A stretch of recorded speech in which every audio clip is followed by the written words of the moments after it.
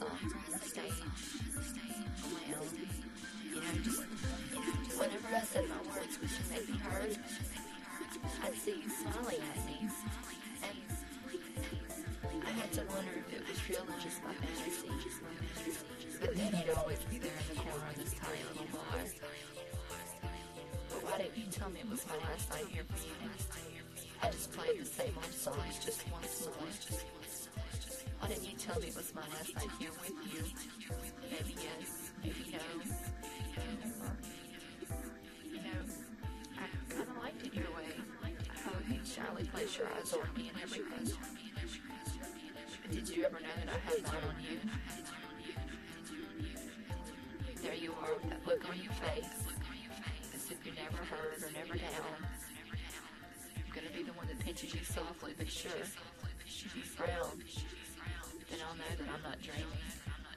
Oh God, you're still smiling. You're still smiling. You're still smiling. Right now,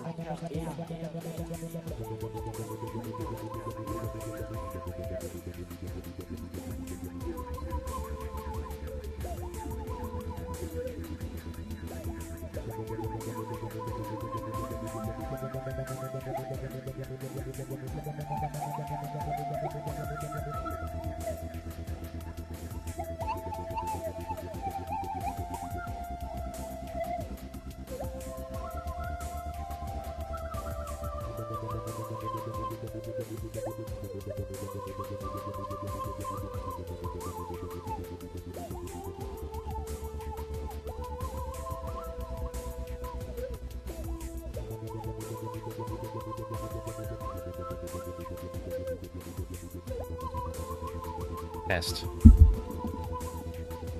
Test. Right.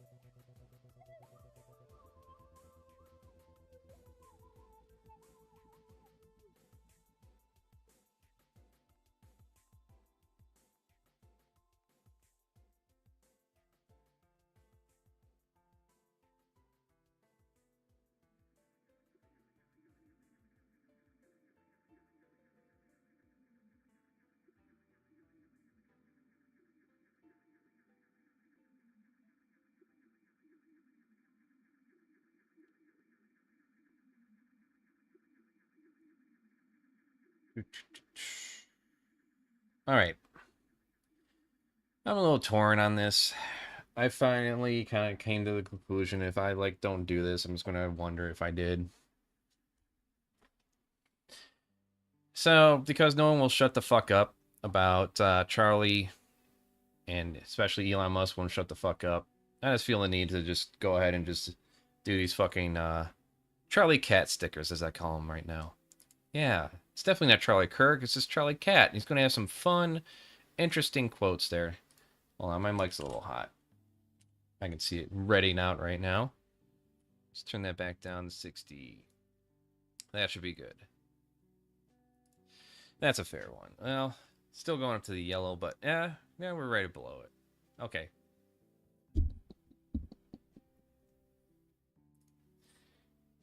It kind of pisses me off. I'm torn because I don't want to do it, but I do want to do it at the same time in a way.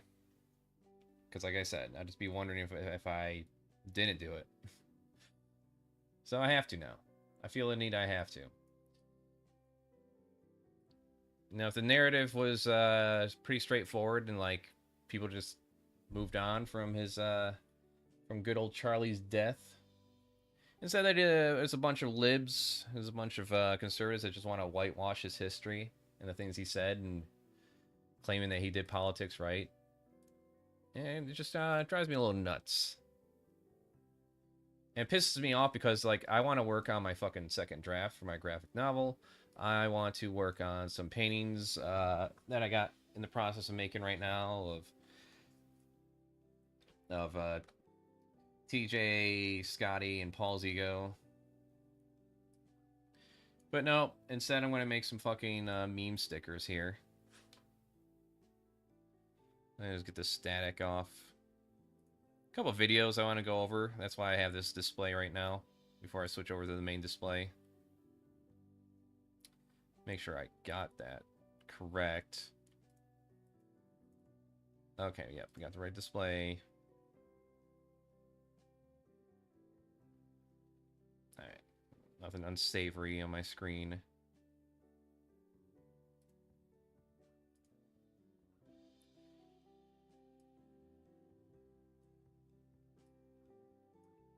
I guess I'll just shrink this down. Well, all we gotta do is this. There we go.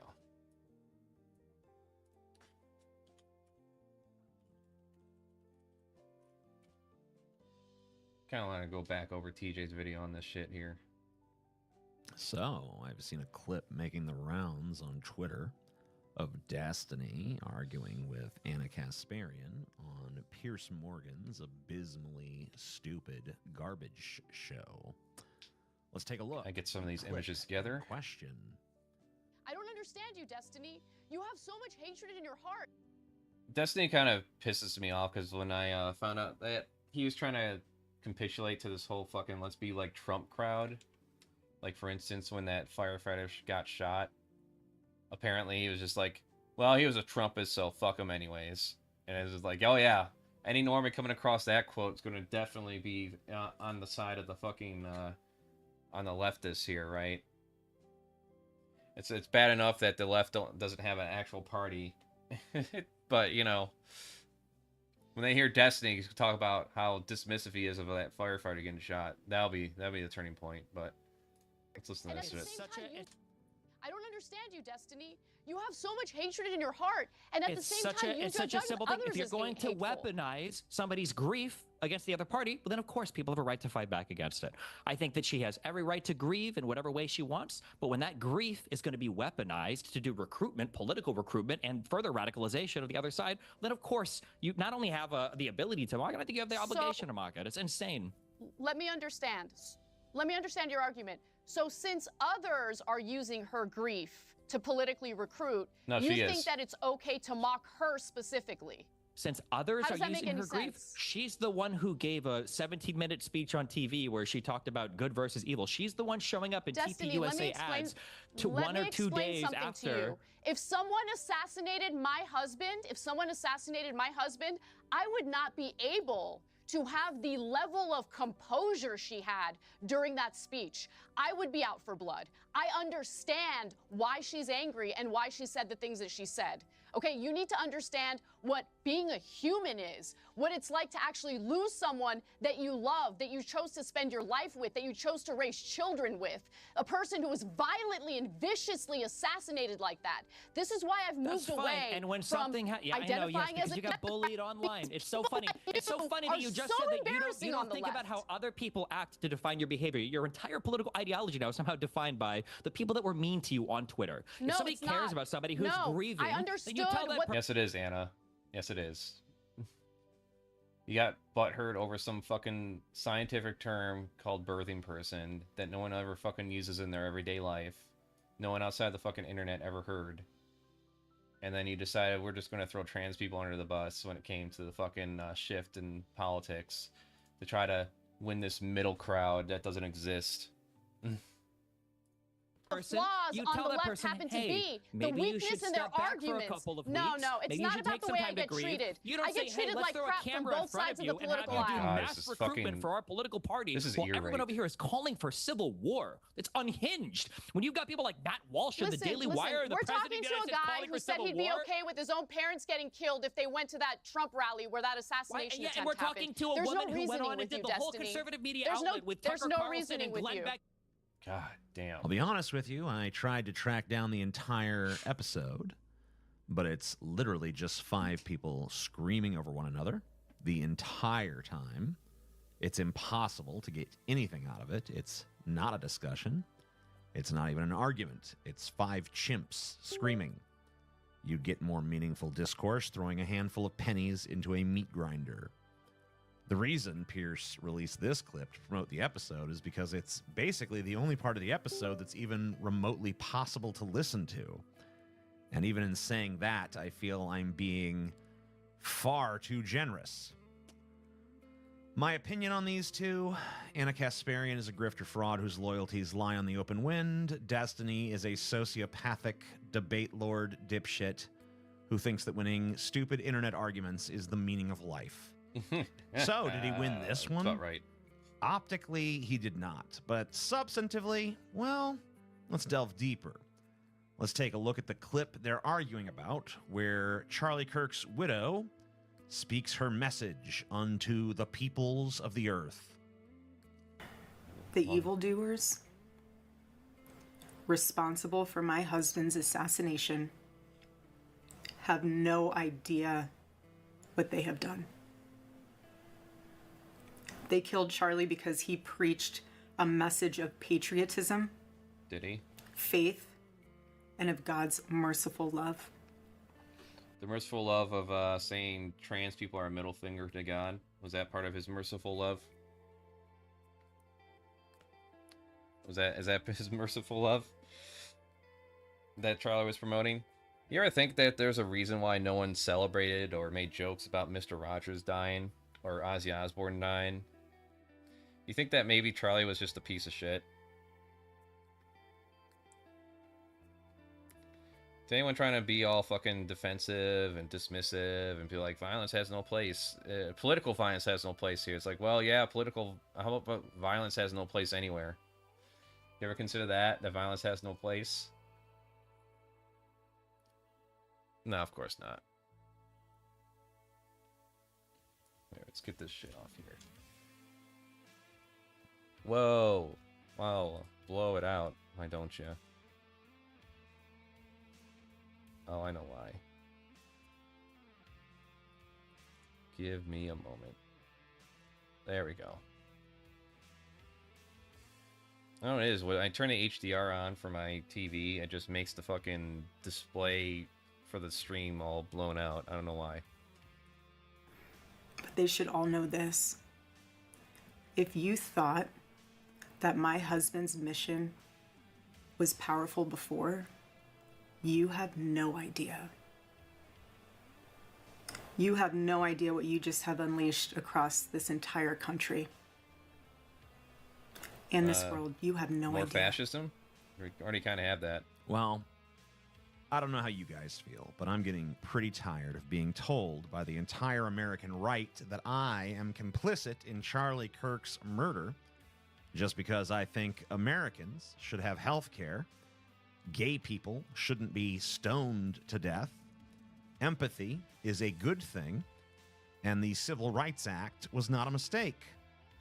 I've spent the last 3 days watching right-wingers use this murder as a pretext to incite civil war, strip us of civil liberties, engage in free speech, chilling, doxing campaigns, and hold everyone to the left of Mussolini as being complicit in the death of Charlie Kirk. Right-wing political violence is far more common than left-wing political violence, if indeed the shooter was left-wing, which I'm still on the fence about in light of current evidence. Though I will admit that the possibility seems more likely in light of some recent revelations. Though I'm also not yet convinced the shooter isn't a patsy. Now, I'm not a conspiracy-minded person. If you ask me who did 9/11, I would say the most likely culprit is Al-Qaeda. If you ask me who assassinated John F. Kennedy, I think the most likely answer is Lee Harvey Oswald. But in this case, I remain unconvinced of the official narrative, but I will wait for more evidence to come in before I rush to any rash judgments. Overall, politics is a pretty rare motive for murder. Political murders, especially against notable figures, are, of course, headline-grabbing and interesting to the bloodthirsty American people, but they're also extremely uncommon. The vast majority of murders have... Mainly because I imagine it has the opposite effect, and most people involved in politics knows that. Like, no leftist was going to be like, oh yeah, if we kill Charlie Kirk, that's going to eliminate his message. Like, no, that any half intelligent person knows that would just amplify it. And there's not much about this shooter because he was only 22, and I don't know about you, but even when I was at 22, there wasn't much to talk about in terms of life experience and things I accomplished.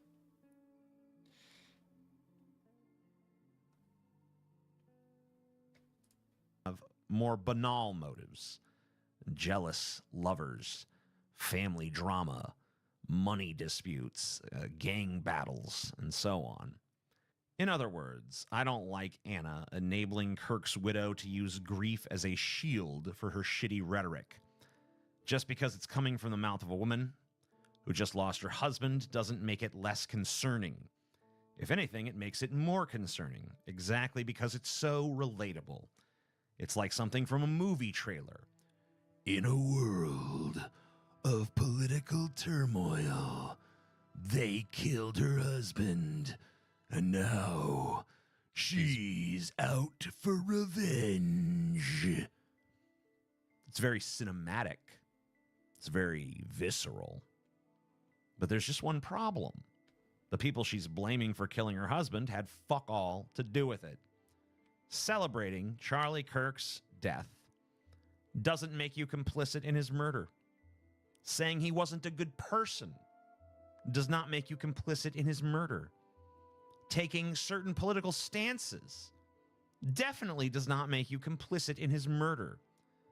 The only person responsible is the killer and his accomplices, if he had any. This idea that the left as a collective is responsible is 100% bullshit. Why? Because some people on the left called him a Nazi and a fascist. So what? People on the right call us commies all the time. Hell, they call us Nazis and fascists sometimes, for that matter. Who gives a shit? This is the way we play politics in America. Has been for quite some time. I am not making some dumbass plea to turn down the temperature in the country. I don't care. Yeah, it kind of does remind me of this woman I came across on Instagram. Instagram is the fucking worst video platform, by the way, because you can't save a fucking video, or if you forget to save it, it's just pretty much gone forever. But anywho, this woman was like talking about how all these libs are coming out and like downplaying Charlie Kirk's rhetoric and his history, and in order to like avoid backlash and getting fired or whatever the fuck. And she said something that was pretty poignant, I thought. That these libs, these rich libs especially, they just see politics like a fucking game, like it's Beyblade, where you can just take out different parts and put in new parts. And it's just like haphazardly try different ideologies and see how they work, and in order to just maximize your fucking success in terms of just money. And that's why you see all these libs coming out and just trying to whitewash shit. And I thought that was a pretty good point. It's like, these people are never affected by it. And like, again, part of me doesn't want to be making this, and part of me feels a need to, because no one will shut the fuck up about it and keep with this fucking narrative that some trans person influenced this shooter to murder a man, and that somehow that's also implicating all trans people and lefties. It amazes me. Like, oh yeah, what was one of the things Charlie said, that we need to deal with trans people like they used to do in the 50s? I gotta put that quote in there. I gotta make a list of quotes. Let me just pull up my fucking document. I'm gonna copy that shit from The Guardian before it gets taken down. And I gotta get those quotes too. I gotta get the exact quotes, so you know, because the context police have been out lately. Like when it came to the fucking shit he said about the Civil Rights era being a mistake. The Civil Rights Act. People try to use this clip where he's doing one of his little debates where he elaborates on it. He's like, well, it was a mistake because It was a mistake because they used it to block voter ID laws. Like they try to do voter ID laws, and they're like, no, it goes against the Civil Rights Act. That's what I was talking about. It's like, yeah, sure, adjust the fucking statement as time goes on, right? So that your original statement can just get buried. But there's video clips of talking about trans people being a middle finger to God. Like, what do you think that indicates? What do you think that signals to people who have a problem with trans people or think they're the cause of their ills? The Hermit King. Hello, Hermit King. How are you this morning? I want to continue with this video. I like this temperature. I'm the dog in the burning room that says this is fine. Not because I'm not aware of the fire, but I'm just kind of zen about that shit. But what's not fine with me is when one side starts acting like they don't take no responsibility for the fire no more. It's all the other side's fault. And they start saying Riri shit. Like, this is not a battle of left versus right. It's a battle of good versus evil. Ah, yes, childish Saturday This morning ain't cartoon Star shit. Wars, you fucking morons. This ain't a Marvel movie. This is real life, and politics is messier than a ghetto gas station's shit-encrusted bathroom, baby. But we on the left do need to be aware of the position we're in right now. The normies, as in those who are normally politically aloof, are buying the right-wing narrative hook, line, and sinker. Yeah, And I'm it's sure for my the parents same are. usual reasons. Then their narrative has less steps. It's easier for the average American dumb fuck schlep to understand. Doesn't require them to think. Thanks for asking. Well, to be honest, had a severe heart attack last week, but alive. God damn. Sorry to hear that. That's something I got to start keeping in mind of too. Like, I'm 39 this year. I don't have any heart history in my family other than maybe only medical ill I can think of is maybe either cancer or cataracts. Because like my aunt just had, she got diagnosed with breast cancer recently. I don't know how that's going lately. I told my mom to keep me in touch with that. But yeah, that's fucking rough. Glad you made that out. Let's see here. Maybe make his teeth just a little bit bigger. Right around there. Critically, to weigh evidence, to entertain ambiguity. Yeah, the real thing, 37, damn. Okay. Now I really gotta... I really gotta keep that in mind. Gotta stop. Gotta stay away from that fucking McDonald's and shit. That's what I gotta do.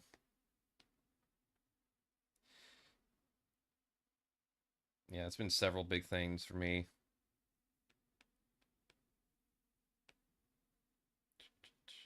Yeah, his smile does just meet up with those lips, doesn't it? Let's see.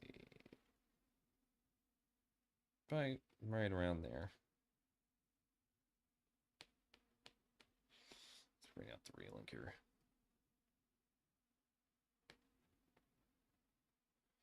Oh, please tell me I put the 300 DPI on here.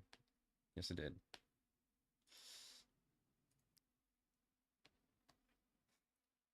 Yeah, like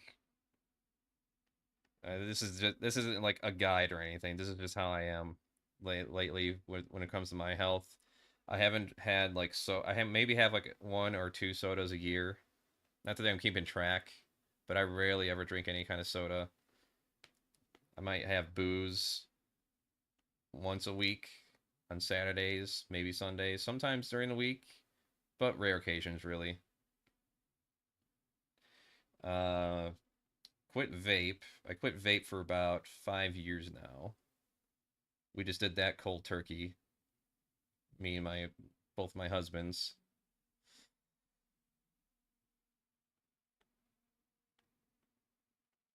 I do try to at least do stretches in the morning. I do short walks with the dog in the morning and in the afternoon and at night.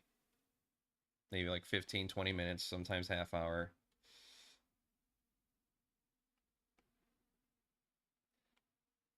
Yeah, there's a lot of times though when I look at things that people are doing, I'm like, man, if I was in like all these fail videos and I'm like, if I was in that situation, I'd probably be out for a month now at this point at my age.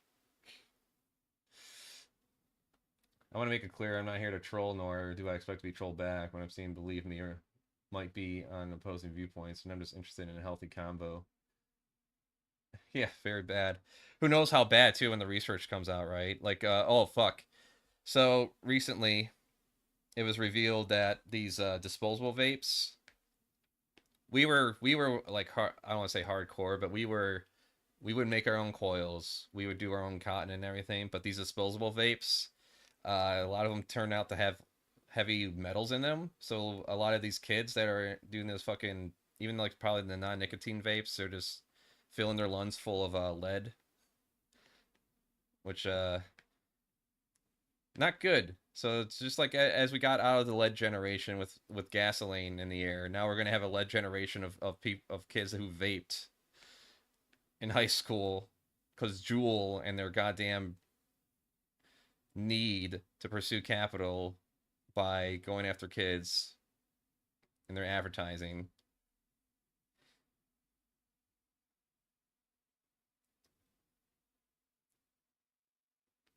And it's like, oh, that's great, good to know. A lot of people are just filling their because their lungs full of lead.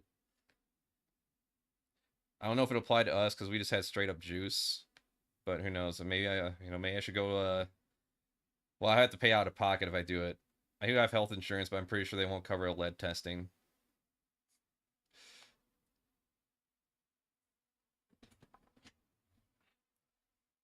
It's just a straight shot of emotional junk food. They killed our guy. The bad guys did it. Now it's us versus them. Boom. Instant clarity.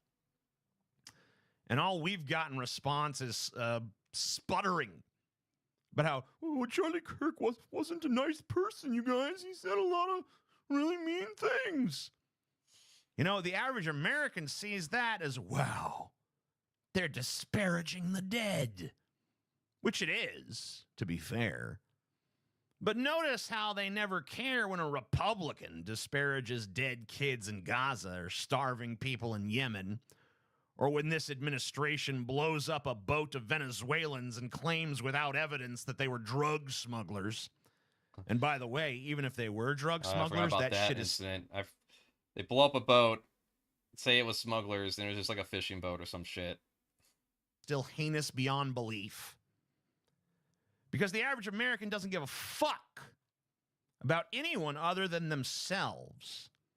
And they see enough of Charlie Kirk in themselves to actually care. He's enough like them that it doesn't seem abstract. So if you talk shit about the guy, a lot of people are going to cry foul. Even though they dance on the graves of murder victims here and abroad every day. They used to somewhat care about school children getting shot, but they're numb to that at this point. That's old news, because the American public also loves it some novelty. So I'm saying I've been shot in my life. First question, have you? And to give you a heads up by clarifying my intent in talking with you. I have not been shot. I'd rather not find out. Oh yeah, that's when it comes down to is just, as far as this topic goes.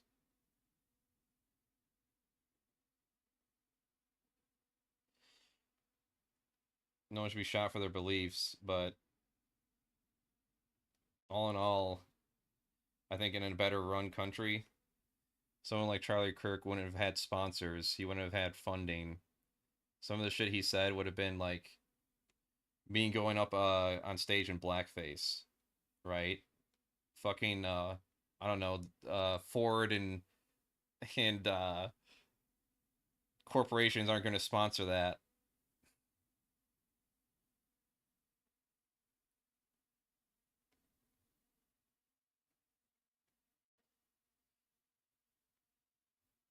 He would have to find some other way to like grift people out of their money. He could have just been a motivational speaker. That would have done it. You know, be like the Toby Robbins. You know, motivational speakers are pretty much scam artists, but you know they don't spread the message of like your fucking immigrant neighbors taking your job or some shit. At least not that I know of.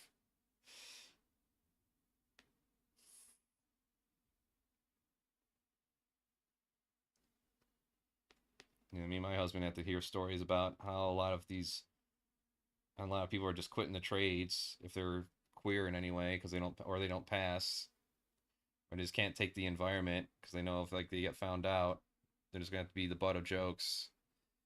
And that's what happened to one of our former friends. He's alive. He's doing better from what I hear.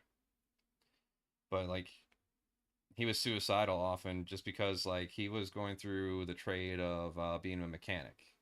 And he went through the classes, got the certifications and all that, got to work on like race cars and stuff. But like it was down in the South and he's gay and he got all this fucking talk about all this masculine like perpetual high school shit, how these guys would act as far as like how he described it to me. Everyone's got to prove themselves to be a fucking man. And when they found out he was gay, he just constant jokes, constant butt of jokes. And it's like, oh, you know, and then if you get mad about it, right, you try to confront him about it. It's like, oh man, we're just joking around. No need to get upset. We're just joking around at your expense. So he got driven out of it. They threatened to like charge him the fee of the classes and all that. So they had a lawyer up, him and his dad. Anyways, sorry about that. I was just started going off on a story. Oh, I just say that because I believe the horrific, violent nature in which Charlie was killed, no one deserves that. Like you agree, but that's my problem. You immediately follow with but. I guess my intent is just to possibly realize, even though we probably don't agree much, I care enough to try and help you as in having a random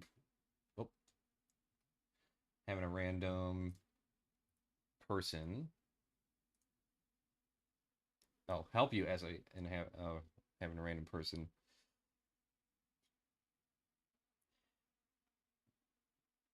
But yeah, of course you don't.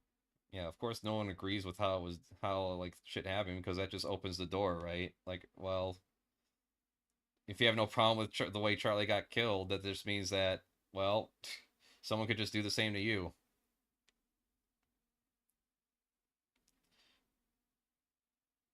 For speaking your mind. But as I was saying when I started this, just so I have it when I started, was like anyone who's like politically involved in any way, which is probably why the actual narrative, I don't want to say narrative, the actual truth of the matter is probably just someone that saw an opportunity, someone who was like nihilistic, who killed him. Because anyone who's politically involved in any way that has half a brain, like I would like to think even in my 20s, my early 20s, I was smart enough to know that if you kill someone, all you do is just make them a martyr when it comes to their message.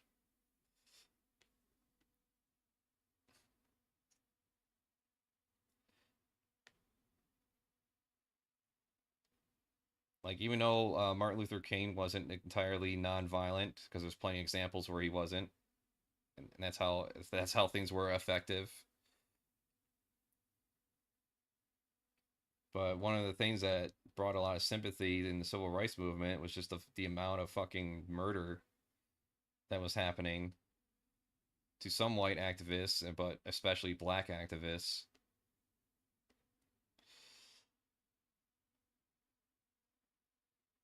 But because people want to like spin a fucking story about some trans person radicalizing some random kid, and here I am showing my age by calling a 20-year-old a kid. And it kind of just drives me. It drives me up a fucking wall.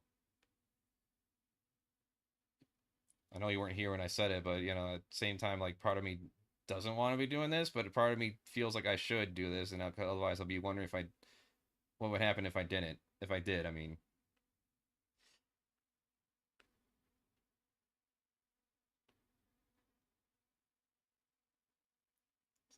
So a bunch of libs want to pretend like he didn't say the shit that he did.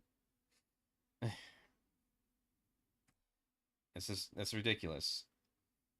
Like I was saying, like no one was happy when Ozzy Osbourne died. Even though I don't agree with Ozzy Osbourne's stance on Palestine, because for me the anti-war stance is the stance to have. Because every war is fucking money interest, no matter how you slice it. Ultimately, when you look at how a war is fought, or not fought, but perpetuated and proposed, it's all money and interest. Especially looking up the history of various wars. Man, I can't, man, what was in the Philippines? I guess we're done with this video. And what was it? Was it the Filipino War?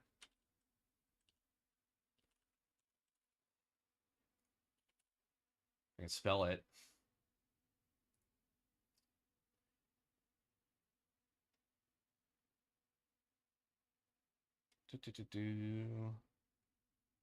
And annexed the Philippine Islands under the Treaty of Paris. Basically, like it's very, when I was reading up on the history on this, not through Wikipedia but actual books, the narrative was they're there to liberate the country and make them free, but really it's just like a bunch of money interests. It's just a cycle. It just keeps going.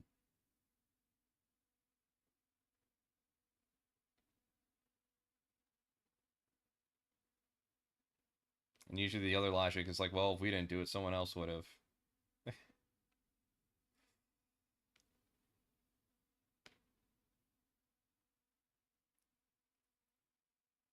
But yeah, as I was saying, even though Ozzy Osbourne supported like Israel's, he was on the side of Israel when it came to the genocide or whatever. It's like no one was happy when he died, mainly because he wasn't like heavy-handed about that stance. I guess that's the only thing I can think of offhand. They had like, I don't agree with whatever, but like he's also not a politician. He's also not making the decisions when it comes to that conflict over there. He's not the one funding weapons and sending those over there.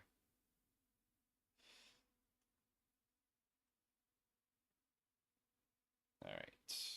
And he's going to have cat ears because he's Charlie Cat.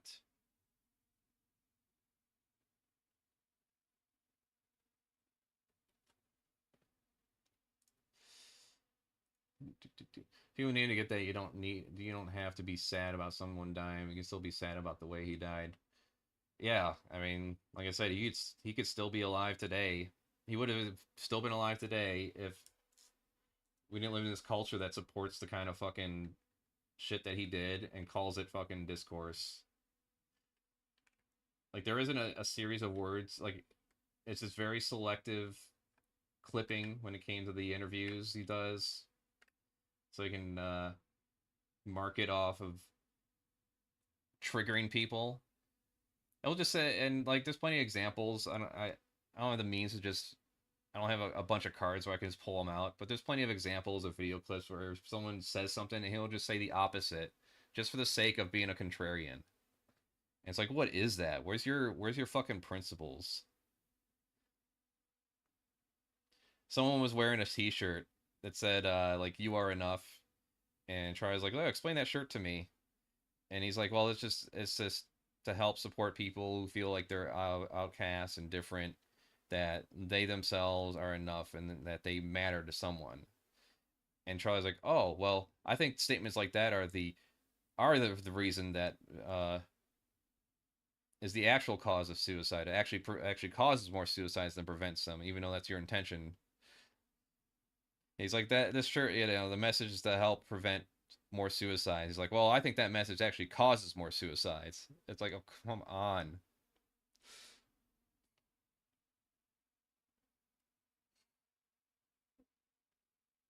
Moving the goalpost too when it comes to like proof or whatever. Like they're doing that right now. I had someone come at me and said, well, maybe the person who shot him isn't left. I was trying to say that the pretext for like a lot of this calls to political violence now coming from people all the time from the right on the left now was just Charlie getting shot. Even though the shooter wasn't caught yet, they still, the pretext was that it was a leftist and therefore we got to go after the left. And then afterwards, when the shooter was caught, same person came in. He's like, well, the pretext is that some people made fun of him after he died, so therefore it's still good that we're seeking to go after them. It's like, oh, okay, so moving the goalpost, got it. As if there was a meeting, the leftist meeting where Charlie was decided, Charlie's fate was decided in the leftist meeting. I didn't get the memo for that. I didn't get any invites.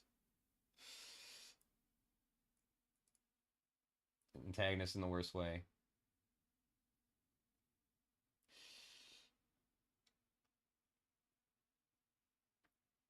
I agree. It is pretty inappropriate, but you know that's the point.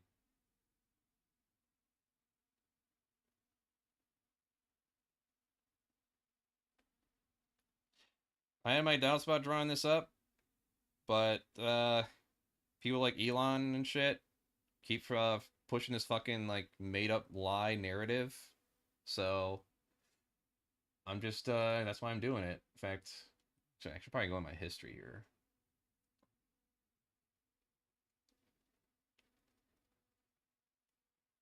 I often encourage people to put aside the commentary itself and just listen to the clips. The internet seems to be undecided between whether or not Charlie Kirk was racist. When he was only known for racism, he was only known for constant hate speech. But I'm going to show you something by Donald Trump that's going to surprise you. Today, Donald Trump was asked what he would do to stop the violence and chaos from the left and the right to finally bring us together.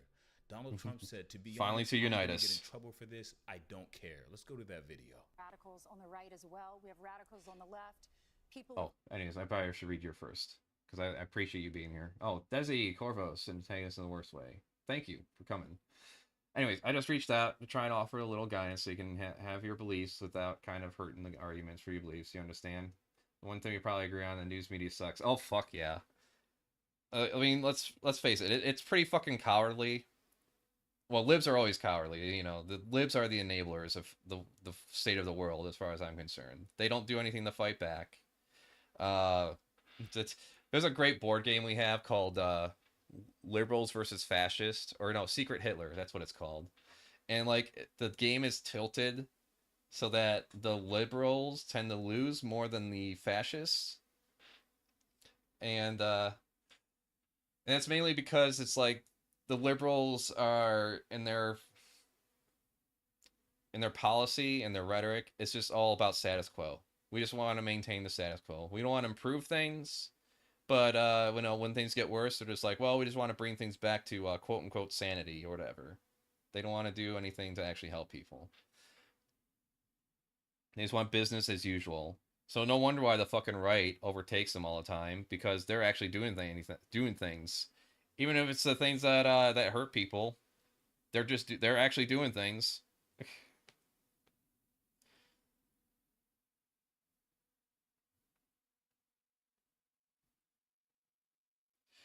But health issues have stopped me from being able to continue. I wish you good health and best in your life. Maybe we'll speak again. I appreciate it, Eore McCain, and you know, thank you for sparking the conversation. You know, if we're talking to each other, we're not so when people are talking, they're not fighting, at least.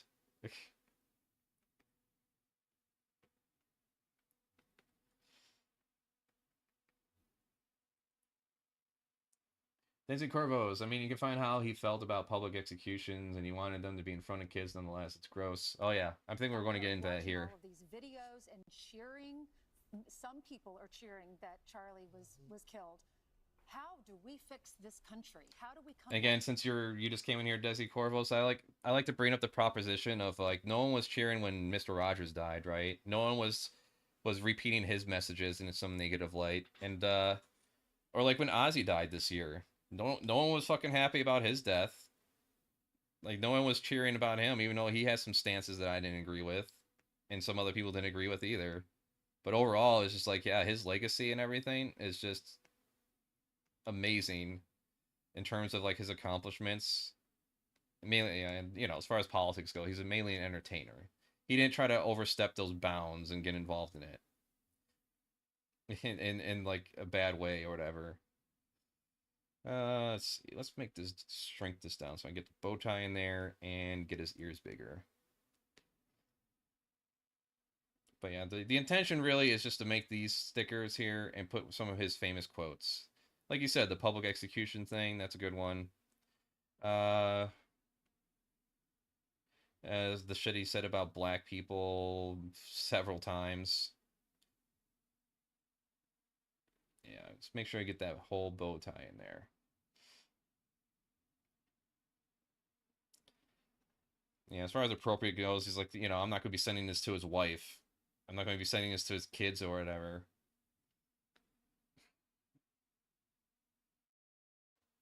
He's a public figure, and like, if it makes someone feel really bad about it, well, I mean, they're welcome to mock my death when I die. And you know, I hope when I die, I'm at the point. Doesn't matter if it's at my expense or in support of me. But if I'm at that point where people are making T-shirts of me and jokes or whatever, I think that's pretty awesome. If I were to die and someone did that, I'd be like, yeah, nice to know I had that impact. Together. I'll tell you something that's going to get me in trouble, but I couldn't care less. Trouble with who? You're the radicals president. On the right, oftentimes are radical because they don't want to see crime. That's why they're They radical. don't want to see crime. Worried about the Let me just pull that up. Saying we don't want these people coming in. We don't want you burning our shopping centers. We don't want you shooting our people in the middle of the street. Hi, Tucker. The radicals on the left are the problem, and they're vicious, and they're horrible, and they're politically savvy. Although they want men and women sports, they want transgender for everyone. They want Everyone. open borders. The worst thing that happened. This is clearly somebody who is purposely divisive. He is basically telling his fans it is okay to be violent. All those videos you posted declaring war, I support it. Because the left is the problem and we need to take care of them. There it I is. fear he is setting up for something very bad in America because this is beyond irresponsible. Not only did he pardon everybody that raided the Capitol on J6 and assaulted police officers and stole from their bags, but he is doubling down. You want to by say saying, hi? if you commit crimes under my name, I will pardon you. They feel emboldened. And if you don't... Hold on, I gotta feed Doggo. But since he decided to come here, he's gonna have to say hi. Come here. Come here. Ah. Here you go. Hi. Oh, come up. Come on. Come here. Come here. Come on. Come here. Tucker, come here. Come on. Come on. There you go. Sit. Oh. Ah. Oh, he is. I know you want to get food. All right.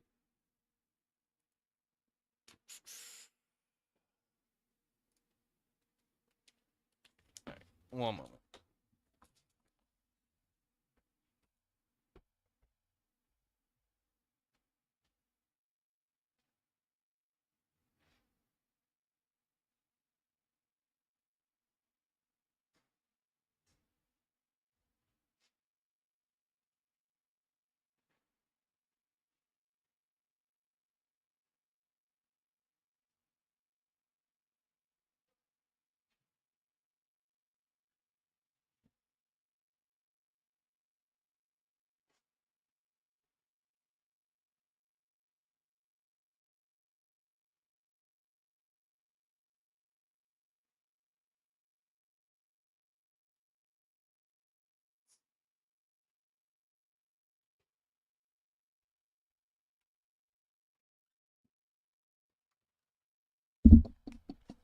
Doggo, he needs a noms. Yep.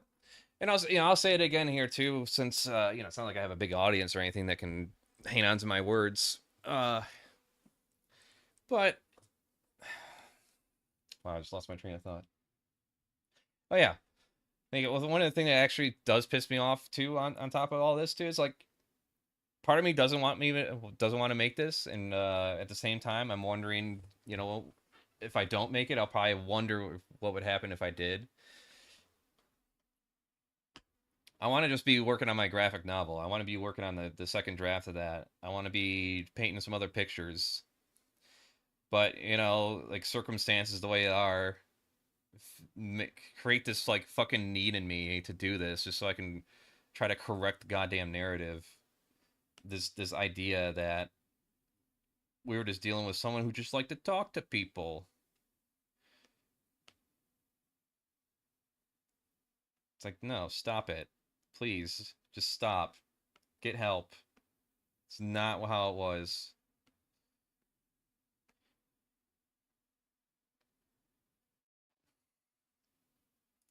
Don't believe me and you didn't see the video I posted yesterday, watch this one. This video's in regards to Charlie Kirk. And this video's for the liberals. It's war, motherfuckers. We're Again, this is not even a day after he was dead. So they don't even know who the fuck did it. coming for you. We're coming for you. And spare me your self-righteous... And you know this guy just lives out in the fucking country, probably. Newcastle, Pennsylvania, assaulted police officer, stole from police bags, brags online about being a January 6th partner by Trump. Arrested on January 6th. Okay. Where's Newcastle? What's Newcastle like? Newcastle, Pennsylvania. Wow, look at that. Well, we got some... Okay. No, it's pretty... Oh. Kind of reminds me of Cadillac, yeah. Small town. Yeah, kind of big. It's pretty big there. All right. Suburbanite. Bullshit. Lectures, I don't give a We're coming for you. This is one of hundreds of videos circulating the internet right now when they thought the shooter was trans. When Trump went on camera and told everybody that the shooter was a left-wing lunatic and implied heavily that they were trans and there's a trans shooting problem. Who, by the way, spoke nothing of the mass shooting that took place at a school nearby by yet another neo-Nazi, because he was a straight white male too. Donald Trump has independently stripped the hope of all Americans for the next 3 years. And if you are MAGA, do we really want to wait that long for this world to blow up in flames under someone that openly said they do not care about what happens to you? It is not hard to read between the lines. I couldn't imagine a leader of any country telling their citizens that without being reprimanded. Is willingly inciting violence, and not one MAGA person has mentioned the Epstein files throughout all of this. Before Trump took office, I made a video in 2022. There's MAGA right now who liked that video and agreed and commented and said the rich really do try to distract us by starting race wars, by telling us to hate each other and making us mad at each other. We're stronger together. Then Trump took office and all of that went out the window. Absolute nonsense. Matter of fact, Fox News asked, what did Obama say about condemning this violence? Why is the left quiet? Biden, Harris, and Obama all put out multiple statements saying there is no room for violence in this country. And Trump, he said, I don't care. There's been no real remorse on the left. I mean, it's been so... Please forgive us for the thing we didn't do. Obviously implicit, complicit in the language that you use. I mean, just that video alone. But has anybody seen anyone come out in a very forceful and meaningful way to say, knock it off on the left? Knock it off? Knock what off? Look at him getting uncomfortable. He knows, look at his hand. He knows he's seen it. Let's see what he has to say. Yeah, I think there's couple of things. I try to watch other things much as possible, especially I get up in the primetime repeats and we're preparing for the show. CNN, I think, has been really good. They've been really good, been really fair. MSNBC is so bad, their own executives are writing a memo to basically say, knock it off and show some respect. Yeah. So, and I saw ABC. Knock what off? Where are the leaders? Where's Barack Obama? Very tepid response. I mean, and Bernie Sanders actually had the best response. I think Fetterman had a good tweet too. I mean, there are a Not couple. surprising. Yeah, there are a couple. how about instead of Fetterman. a tweet, how about a big old speech? Yep. How about... That is the president of the United States job. Why are you not asking about Donald Trump? Why not address Trump saying the right is radical because they need to be radical, when the person that shot Charlie Kirk was on the right? You were... Or like, you know, when they talk about right-wing violence, I love pulling this clip out. Like the Jacksonville Dollar General shooting, 3 killed by a white Whoops. My bad. I'm an idiot. supremacist. The Allentown. I think you're making the right call, regardless if it's considered inappropriate. It's all self-expression, right? If you don't always, you'll always wonder until you probably just end up doing it. Yeah, I end up doing it. If I just sit here and wonder about it, I'll probably end up doing it like half a year later, too late. Texas outlet mall shooting, 7 wounded, It just 8 adds to killed my anger by a just doing this, really. neo-Nazi white supremacist. The Buffalo supermarket shooting, 3 wounded, 10 killed by a white supremacist. The Boogaloo murders of Oakland and Santa Cruz, 3 wounded, 2 killed. The El Paso Walmart shooting, 26 wounded, 22 killed by an anti-immigrant white nationalist. The Poway synagogue shooting, 3 wounded, 1 killed by an anti-Semitic racist. And it really The won't take that long to Jeffersontown do, Kroger really. shooting, 2 The other killed thing by I gotta an keep in mind. anti-black racist. The murder of Robert Miller, a black man burned by a white supremacist. The Pittsburgh synagogue shooting, 7 wounded, 11 killed by a white supremacist anti-Semite. The murder of Blaze Bernstein, killed for being gay. The murder of Michonne Cooper Williams, a black woman stabbed to death by a white supremacist. The murders of Danny and Deanna Lorenzo, killed by neo-Nazis. The murder of Richard Collins III, who was stabbed to death by a neo-Nazi. The car ramming attack at the Unite the Right rally, 28 wounded, 1 killed by a neo-Nazi white supremacist. The Portland train attack, 1 wounded, 2 killed by a neo-Nazi white nationalist. The murder of Timothy Kaufman, stabbed to death by an anti-black racist. The train wreck movie shooting, 9 wounded, 2 killed by a neo-Nazi white supremacist. The Colorado Springs Planned Parenthood shooting, 9 wounded, 3 killed by an anti-abortion Christian extremist. The Charleston church shooting, 1 wounded, 9 killed by a white supremacist. Those are just some of the right-wing killings of the last decade in the United States alone. Several of the more recent killers on that list said that they were inspired by the Christchurch shooting in New Zealand, which resulted in 89 wounded and 51 killed by an anti-immigration white supremacist. That man and several of the more recent killers cited various right-wing influencers as inspiration, usually the ones fear-mongering about communism, cultural Marxism, and white replacement. You mean Tucker Carlson and people like Charlie Kirk? Yep. So, one way or another, his quotes are going to come out there, and this is exactly what we're going to do. Him and Elon. I didn't think of Elon until this fucking last night when he started saying the shit about like there's a trans cabal of Terracell shit. Hold on. This is, I can't even fucking repeat it offhand. I gotta pull up this screenshot. This is fucking nuts.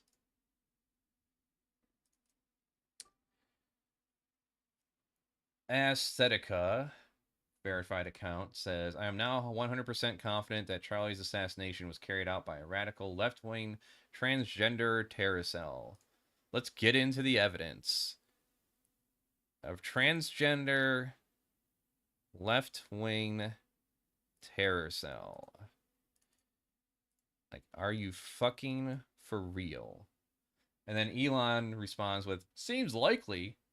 So you know what? Shit like that, that's going to go under the Eore Musk sticker that I'm going to work on next here.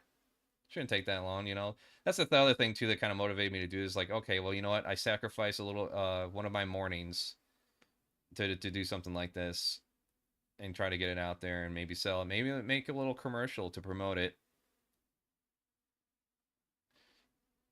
And then, you know, go from there.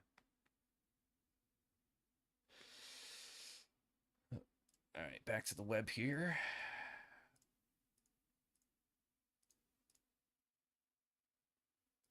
Whoops.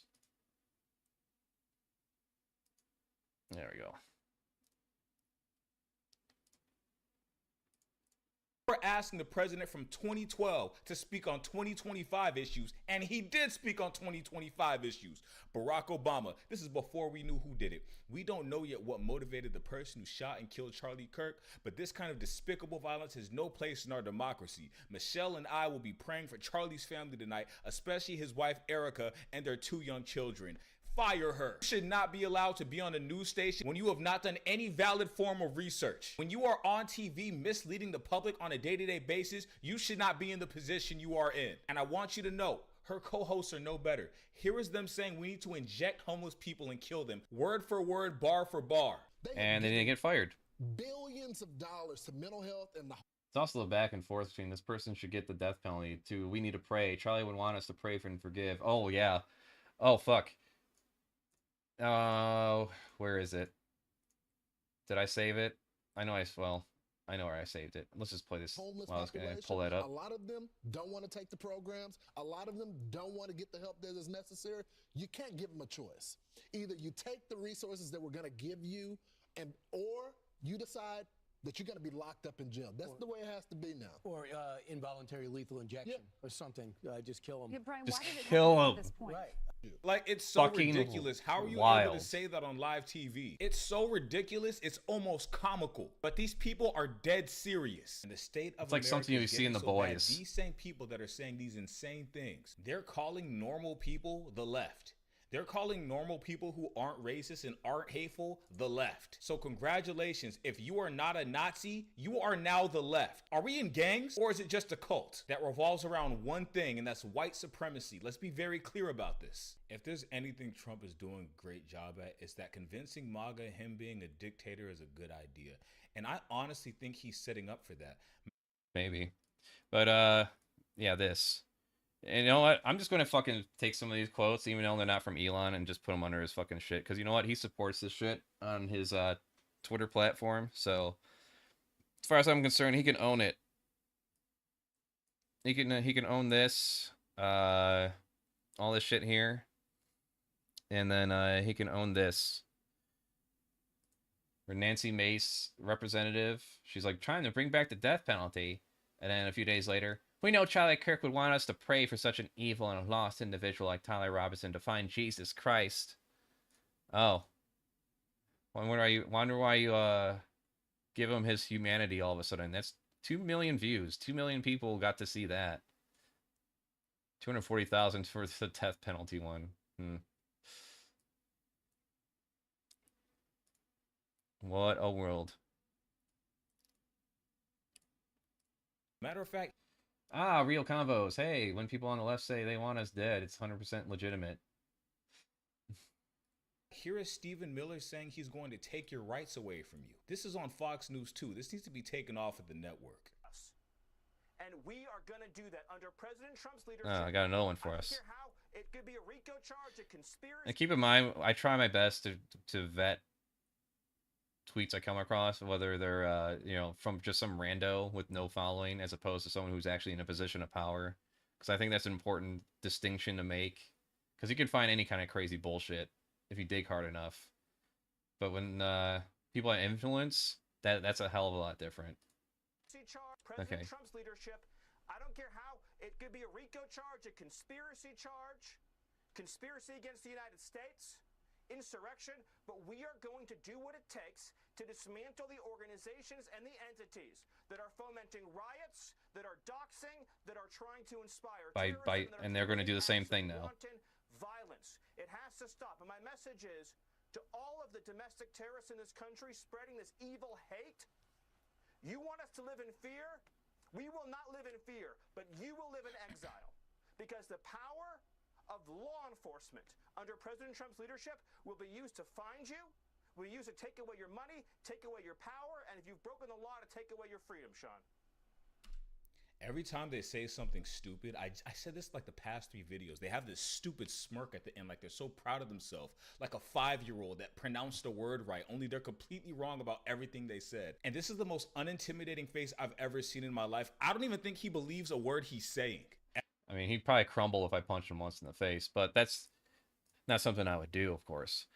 Let's see. Or advocate for. I wouldn't advocate for that, no. Yeah, the person who killed Charlie Kirk was a transgender. There could be no mercy for that species any longer. We've already tolerated far too much from those creatures.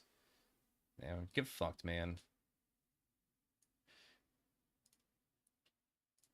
Every single thing they accuse people of doing is exactly what they're doing. The only people inciting violence is Trump and his constituents. Let's not forget about the teenager during Black Lives Matter who took a gun, drove into the middle of the riots, and killed 3 people. And they hailed him as a hero. He didn't go to jail. He didn't go to prison. He got off scot-free, and they praised him as their leader. So if you want to talk about violence, let's talk about all the January 6th people that got pardoned by the President of the United States. Oh, but because those, you know, those people he killed had priors or whatever, that makes it okay to dehumanize them, right? are now making videos calling for civil war, asking Trump for permission to go door to door and clean house. That is word for word. So if we want to talk about violence, how about we talk about when Trump was gunning for president and he said we should take criminals and have 24 hours to do whatever we want with them? How about when Charlie Kirk was calling for public executions? Let's talk about violence. How about when Nancy Mace called for the death penalty when she thought the shooter was a trans, and when he was a straight white male that reminded her of her sons, she said we need to pray for him, he just made a mistake. Let's talk about violence. How about the person you hailed, Derek Chauvin, that had his knee on George Floyd's neck? How you all want him free. He killed a black man in broad daylight on camera and you cheered it on. You lied and you lied and lied saying it was drugs, as we clearly saw the knee on his neck. The person that examined the body said it was from asphyxiation, which was clear as day. We didn't even need a professional to tell us that. It's like somebody stabbing somebody else and saying he died from a heart attack, but he got stabbed in the back. You want to talk about violence? Let's talk about after that violent act with Derek Chauvin, how George Floyd was tormented for years every day online with meme posts of MAGA celebrating his death. Let's talk about violence. How about when Charlie Kirk said gun deaths are necessary and needed and should happen for us to keep our Second Amendment rights, and he's okay with that. He said that's normal. I'm okay with that if that means I get to keep my Second Amendment right. Let's talk about violence. These people are so wrong on a day-to-day basis, it drives everybody else mad. And it's not that they're wrong, it's that there's millions of people going, yeah, that makes sense. How are you all this lost? The evidence is right in your face. You have to be purposely lying to each other. Every accusation is a confession. You want to talk about violence? Let's talk about who's actually advocating for violence. What this liar is actually saying is Kamala was right when she said Trump will send the military after you. If they want to make up a crime for what he said, what, conspiracy, they can make up a crime and come for you. At least that's what they intend to do. And they all do it because they all get it from their leaders. America's richest man saying the left is the party of murder and celebrating murder. You see how much violence there's on the left. With our friend Charlie Cook getting murdered in cold Bravo. blood this week. Charlie Cook was murdered. I'm Doc Malga. Doc Malga. Me Doc Malga. Got my chainsaw bureaucracy. That sink in for a minute. They don't want they're quiet. They just go about their business. My message is to them: if this continues, that violence is going to come to you. You will have no choice. I was tempted to make this Elon Tusk, like from Rick and Morty, but I thought that would be too easy. I think like making him a donkey, because you know it represents the lib shit Dems anyways, so probably just piss him off more. So probably I'll think about what to include on him. You're in a fundamental situation here where whether you choose violence or not, violence is coming to you. You either fight back or you die. You either fight back or you die. Yeah, so I think they're fight back against who? Or like setting up for some type of civil war. And it's just so funny. It's clear that TJ puts it in one of his videos, I think, too. But once if these people want to gear up for civil war, once they find out like they're not going to be able to go to McDonald's and get their insulin from the pharmacy because there's a civil war going on, there's no electricity, and there's no food, I think they're going to change their mind on that real quick. When you realize you have to give up all your comforts in order to do something like that and probably die for a lost cause in most cases. This is why even like on the left there's no like actual advocacy to like overtake the government in any kind of violent way, because you know, the only people that would die are the activists and the people that want to see change. And even on the right too, like you know, if there's like some neo-Nazi shit and they try to like overtake the government, it's like, really? They're gonna overtake the US military? Okay, sure thing. 100 guys with fucking LARPer uniforms and plastic shields, and a military guy with one drone. Go. The shooter was MAGA. Who are you gonna fight? You're gonna fight each other? I mean, apparently that's already happening. It wasn't this trans demon that was in everybody's imagination. It was a straight white male. So who are you going to fight? Who are you going to die from? Each other? You're going to fight or die each other? He is publicly inciting violence. Fight or die. He is telling people to fight or die. Who? Who are they going to fight? Let me tell you a theory I Anime have, and I eyes. could be wrong. Let me state that. You ask me, it sounds like Donald Trump and his constituents are setting up for civil unrest. I think they know that Donald Trump is going to lose the next election.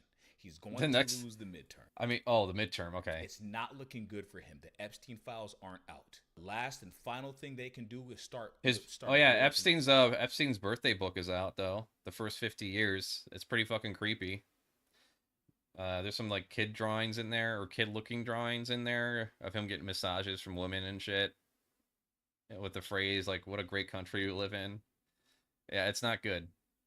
Another country or mass violence within the country. We just saw Donald Trump in an early video saying the radical right has a right to be radical. They should be radical. Elon Musk is saying don't like fight or crime. die. Stephen Miller is saying we will come for you and strip you of all your rights if we even think you're conspiring. These are the people that are actually conspiring. And the Republican representatives don't have enough backbone to impeach Trump because they're scared to lose their positions. And if you don't believe me, here's a Republican saying it himself, Republican Massey.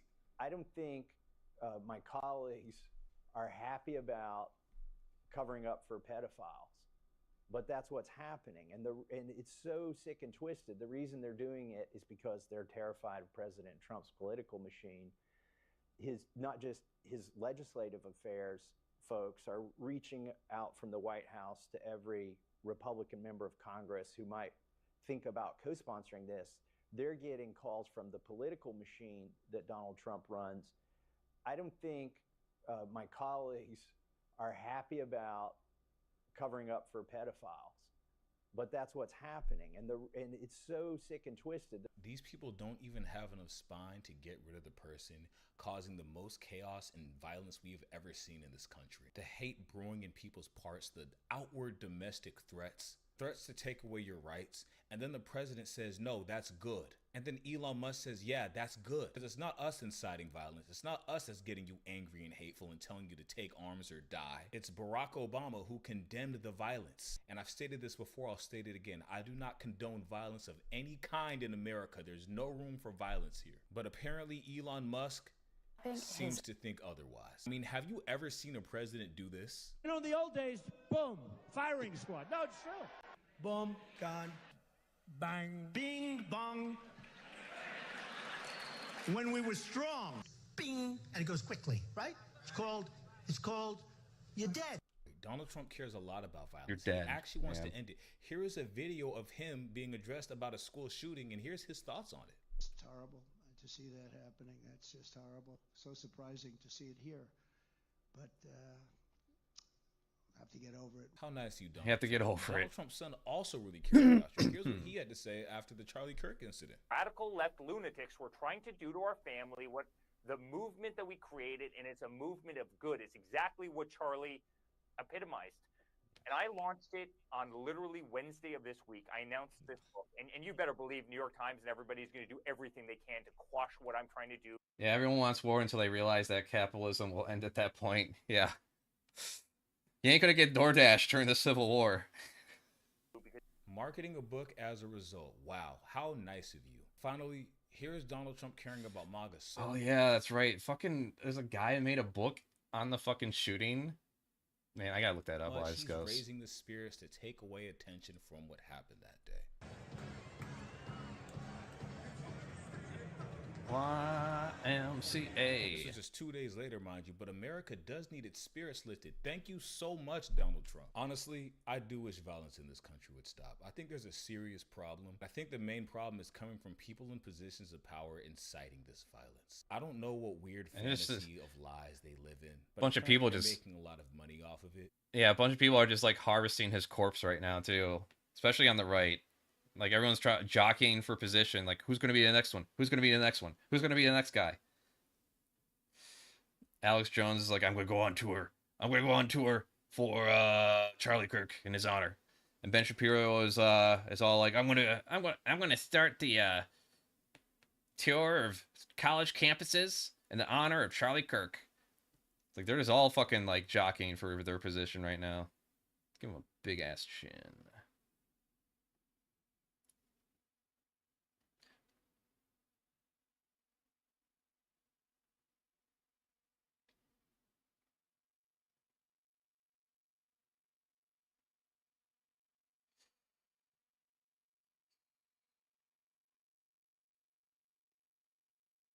to where they all agree to uphold the lie. Like, they have to be laughing behind closed doors at how stupid the people following them are. I mean, Trump did say he loves the uneducated. And maybe MAGA is not as bad. And Elon said that when people are poor, they become more religious and easier to control. Those are his words. And you know what? I just realized that's one quote I need to add on here. Time to look that up too. As we oh wait, oh no. And last but not least, release the Epstein files, Donald Trump. We're not going to forget about it. We're not going to stop talking about it. Release the Epstein files. Thank you very much for watching my video. I hope to catch you next time. Please make sure to leave a like, comment, and subscribe, and I'll see you then. See, is this it? Elon Musk reveals 95 million people will become poor. Type hello everyone today. We will Man, explore the projects to... Here's a fucking AI video before AI. Shocking prediction from billionaire Elon Musk, famous and always a pioneer. Musk's... Shut up. Fuck. There's an interview. Elon Musk interview. Poor people. All right. People uneducated, more religious.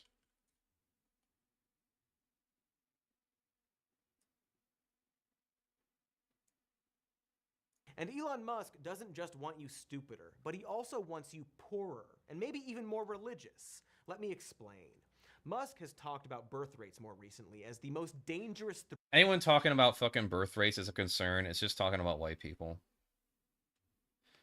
They're just concerned about white people births because they're on the... There's a trajectory that the white made-up race is going to be a minority at some point.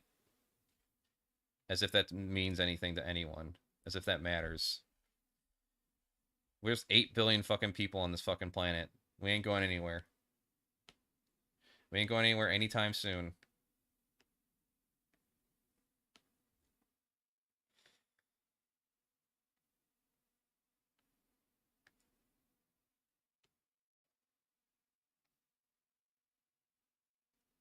threat to humanity. He won't shut up about it. It is an existential, species-ending issue to him that he doesn't really say anything about what should be done about it, which is weird.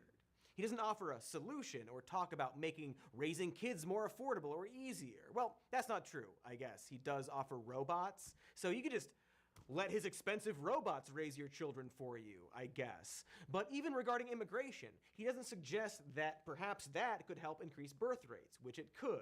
The one thing he does say is that stressful times raise birth rates. So basically, he's admitted that his goal is to make your life harder. He has been even more specific about this, more than once, like this. The more religious, the less educated, and the poorer, the higher the birth rate. Low on there it is. Download that shit. Clip it. the religion, high on education, and high on income, that has the lowest birth rate by far. So that's interesting. The only way he knows to increase birth rates is to make people poor and uneducated and more religious. The wealth... I mean, it's true that poor people tend to have more kids. Not because of any stupid lack of intelligence or reason, by the way. It's mainly because there's just not a lot of shit to do when you're poor. I definitely can relate to that. But it's like, you know, you're also like pressured into doing it, right? You definitely are pressured. Like, hey, you need to get married, you need to have kids.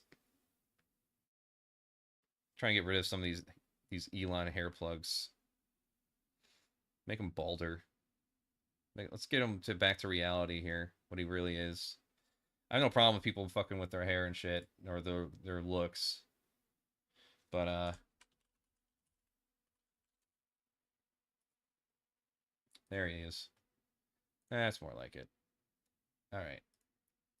Wealthiest man on the planet, getting richer every day, is really concerned about lowering birth rates and thinks that the only indicators for high birth rates are being poor, uneducated, and religious. And so then, the richest man on the planet spends a paltry hundreds of millions of dollars to ensure that the election goes to the candidate and party that wants to get rid of the Department of Education and give even more tax cuts to the wealthy and corporations while cutting social programs and benefits and making things more expensive. A guy who wants to buy Wikipedia and probably put put Grok in charge. There's no other explanation for his behavior, is there? His main concern is raising birth rates. He thinks the way to accomplish that is by making people uneducated and poor, and his actions result in people being poorer and less educated. Because Elon Musk wants you uneducated and poor, and ideally also religious, so bonus, the party he supports is also the party of evangelicals and the party of this guy's cult. Anyway, the point is, this guy f***ing sucks. And Elon Musk doesn't... Yeah. Okay, where is it?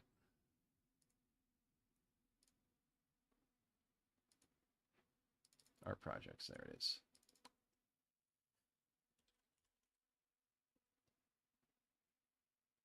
Okay, should take a second to sync up. There it is.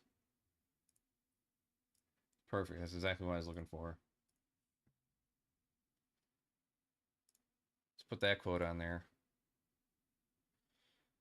Oh, let's see. Anything going on in the world today we can check out since I got your attention? Also lack of resources, yeah. So apparently, Boy, that's why I was so worried. Poor little Whitey McWhite. Appreciate that. Yeah, I mean, anyone, I can't imagine. Like, what other fucking reason? Like, what are you talking about the birth rates for? Give me a fucking break. Off that Kit Kat bar. Put some hair here. Got to lower that ear a bit. Whoops. Hey, when I do that, you were drawing on the wrong layer.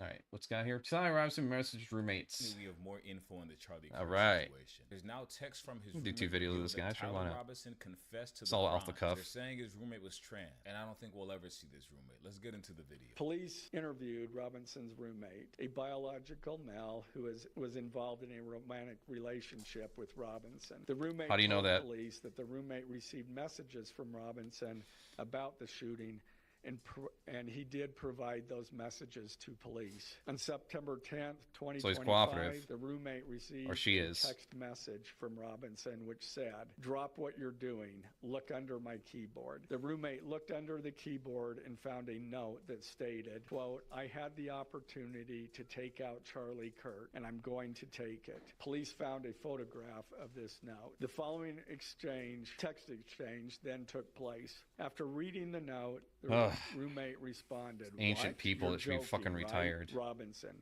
"I am still okay, my love, but I'm stuck in Orem for a little while longer yet. Shouldn't be long until I can come home, but I gotta grab my rifle still. To be honest, I had hoped to keep this secret till I died." You know, it's almost like Tyler Robinson knew he was going to get caught. Otherwise, he wouldn't have confessed in this text message. I think he realized the situation was kind of hopeless to escape, and this is going to be his last message to his roommate, if these texts are real in the first place, because a lot of people don't believe them. But let's continue. Of old age, I am sorry to involve you. Roommate, you weren't the one who did it, right? And you hear the roommate in text multiple times trying to give him an out. Hey, stop confessing to me. But it's like he knows this is pretty much raps. Robinson, I'm sorry. Roommate, I thought they caught the person. Robinson, 3 outs. No, they grabbed some crazy old dude, then interrogated someone in similar clothing. I had planned to grab my rifle from my drop point shortly after, but most of that side of town got locked down. It's quiet, almost enough to get out, but there's one vehicle lingering. Roommate, why? Robinson, why did I do it? Roommate, yeah. Robinson, I had enough of his hatred. Some hate can't be negotiated out. If I am able to grab my rifle unseen, I will have left no evidence. Going to attempt to retrieve it again. Hopefully they have moved on. I haven't seen anything about them finding it. Roommate, How long have you been planning this? Robinson, a bit over a week, I believe. I can get close to it, but there is a squad car parked right by it. I think they already swept that spot, but I don't want to chance it. Robinson again, I'm wishing I had circled back and grabbed it as soon as I got to my vehicle. I'm worried what my old man would do if I didn't bring back Grandpa's rifle. Have we ever had a shooter escape the feds, the authorities? Especially with all the cameras we have in 2025, I would imagine that'd be a really, really hard thing to do nowadays. And it's just, it amazes me sometimes the confidence shooters have at the thought of them being able to get away. IDEK if it's had a serial number, but it wouldn't trace to me. I worry about prints. I had to leave it in a bush where I changed outfits. Didn't have the ability or time to bring it with. I might have to abandon it and hope they don't find prints. How the F will I explain losing it to my old man? I'm surprised that I'm surprised he's like texting this shit while it's happening, like while it's unfolding. I guess he just couldn't help himself. Like, you know, I need to talk to someone about it, what's going on, and tell him. Rifle wrapped in a towel. Remember how I was engraving bullets? The F in messages are mostly a big meme. If I see notice bulge UWU on Fox News, I might have a stroke all right. I'm going to have to leave it. That really effing sucks. Judging from today, I'd say Grandpa's gun does just fine, IDK. I think that was a $2K scope. Wink, wink. Robinson again. Delete this exchange. Again, Robinson, my dad wants photos of the rifle. He says Grandpa wants to know who has what. The feds released a photo of the rifle, and it is very unique. He's calling me, RN, not answering. Robinson, since Trump got into office, my dad has been pretty diehard MAGA. Robinson, I'm going to turn myself even more diehard now. One of my neighbors here is a deputy for the sheriff. Again, you are all I worry about, love. That came from Robinson. Roommate, I'm much more worried about you. Robinson, don't talk to the media, please. Don't take any interviews or make any comments. If I was her and I'm not a public figure in any way, I wouldn't take any interviews either. Just out of just sheer principle, because it doesn't matter like how good you are to these people in terms of like behavior and action, they'll just demonize the fuck out of you. Police ask you questions, ask for a lawyer, and stay silent. The search for Robinson. If these text exchanges are actually real, this is pretty insane. He basically planned this out for an entire week and was pretty confident he was going to get away, but he couldn't retrieve the rifle. Now, here's the only thing I don't like. Many people think these texts are fake. They think it's yet another narrative trying to be designed. I just want to say that at first they implied that the text said he had his roommate pick up the rifle. But now all of a sudden in these texts that just came out, he never told his roommate to pick up the rifle. The first time the Fed said he told his roommate to retrieve the rifle. The story just changed. I don't know if they realized that. And when I read things like my old man, I thought that was very strange too. I don't know anybody under the age of 25 that refers to their father as their old man. But maybe that's a state thing. Lastly, where is this roommate? And if the roommate's name is already hidden, why is the gender identity of the roommate important to this matter if they're supposed to be kept confidential? Also, what does the implication of his dad being a diehard MAGA have to do with this situation at all? Some people are saying they don't believe the text at all, and some people are saying some parts are very suspicious and they think more was added in. And do you remember the first old guy that they arrested that claimed to be the shooter saying, "Shoot me"? Apparently he said he did it to help the real shooter get away, which is actually a pretty good story. He's pretty old in age, and maybe that was just something he believed in. However, what's strange about this is after they determined he wasn't the shooter, they apparently went through his phone and found inappropriate material on his phone, illegal inappropriate material, PDF material. I guess all in all, I hope this is a truthful investigation and there's no corruption involved. They also said good there luck. was some type of Tyler Robinson manifesto. What's that manifesto gonna say? I was brainwashed by the left, and here's what some people are saying about this video. They continue to the manifesto is I went to college for 1 semester and I met the Antifa group. My professor brainwashed me, and I felt like I needed to go kill Charlie Kirk. Is that what the manifesto is gonna say? insults our intelligence. That reads like a boomer text. And some people are saying this reads like the FBI wrote it. As soon as I get to my vehicle, my love, squad car. I've never heard an actual civilian refer to a police officer's car as a squad car. And pretty much everybody is calling this a script. They don't believe what happened here. And someone even responded to a third-person point of view in the text. It seems strange that Robinson used the third person here. Remember how he was engraving the bullets. I heard that too, and I thought that was weird. I was actually wondering who he was referring to, but he was referring to himself apparently. Or maybe he just hired a professional to do it for him. And while I'm not here to tell you what to believe, do you remember that Fox News interview where the Fox News host said we should inject homeless people with poison to kill them? Let's go to that. Crisis happening. exactly, And it's not our job. We shouldn't have to live in fear.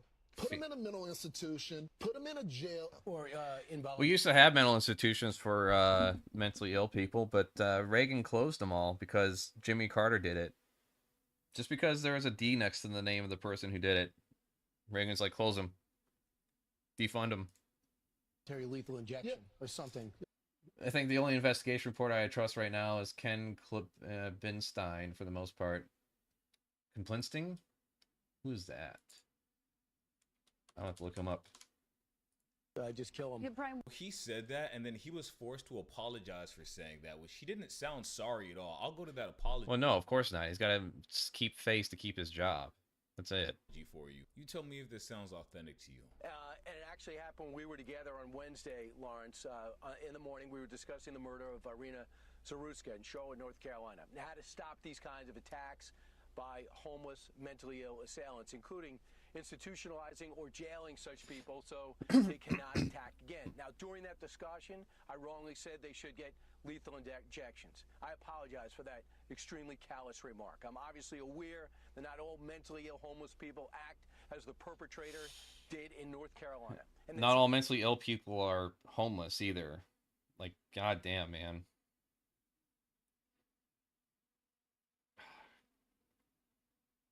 I can't even like fucking comprehend like how many ways in which I could have ended up homeless if I didn't play the fucking cards right, if I didn't have luck on my side. And in a lot of cases, privilege too. So many homeless people deserve our empathy and compassion. Lawrence, back to you. All right, thanks, Brian. I'll see you tomorrow. Those aren't the eyes of regret. Those are the eyes of I got in trouble. Now, the reason that's important is because someone just shot up a homeless center. A mass shooting just happened. What? It was actually 2 mass shootings at Minneapolis homeless encampments, and 13 people got hurt. Unfortunately, Jesus Christ. here we are yet again. I know it's not because he said that shit, but some people do believe that mindset. And yeah, I can imagine he would like want to be like, oh shit, we better do something about what our boy said the other day about killing homeless people. Because he might, if the shooter of that cites him, holy fuck. In the aftermath of a mass shooting, this is not normal. It was later reported there was a total of 13 injured. Along with that, there's been 2 lynchings that happened in Mississippi. As a matter of fact, violence is spreading all over America at a rapid rate after this Charlie Kirk I gotta look that up. incident. And while many MAGA have been accusing the left of inciting violence, we just watched the Fox News host say we should hurt homeless people. Now that's happening. It just seems like these people are taking their anger out on the vulnerable. Because it's like I said in my last video, they always need to find... Man, one way to fucking solidify your state status, Mississippi. A black student was found hanging from a tree. Police say no sign of foul play. Oh? Investigating the death of a black college student. Oh, this is what that short was about that he made. I did not know about this. Advice from Lewis. He made a short. And I was like, what? I thought he was just making fun of, like, you know, past racist actions and shit. Like, no, this is something that actually happened. something else new to hate, something else new to be mad at. Excuse me. Ongoing, no evidence of ongoing student threats to students and faculty. Excuse me. Let's see. I'm gonna read this while he talks. We're taught nothing is your fault, blame somebody else, and take your anger out on them. As a matter of fact, here's Trump inciting violence since November 2nd, 2024, before he was officially the president again. Into the end zone, and that's where we are, but we're in great shape to finish off these people, these leftist, crazy people that are destroying our country, and we're not going to let them destroy it. He is sending these people into psychosis. They're in mass hysteria. After they found out that the Charlie Kirk shooter was a white male, here is MAGA still blaming. Body of 35-year-old Corey Zuckatis was found hanging from a tree in a wooded area of Washington Street in Vicksburg, Mississippi. It was a white male in a wooded area where people who live there are homeless and on drugs. And I speculate whether foul play was involved or if the death was a suicide, said the coroner. We don't ever say suicide or anything until the autopsy is over with. Right now, it's just an investigation. Huh. When was this published? September 16th? When was that other one? 18 hours ago? This one's 21 hours ago?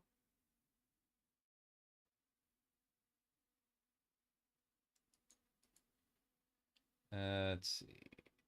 Okay, this is history.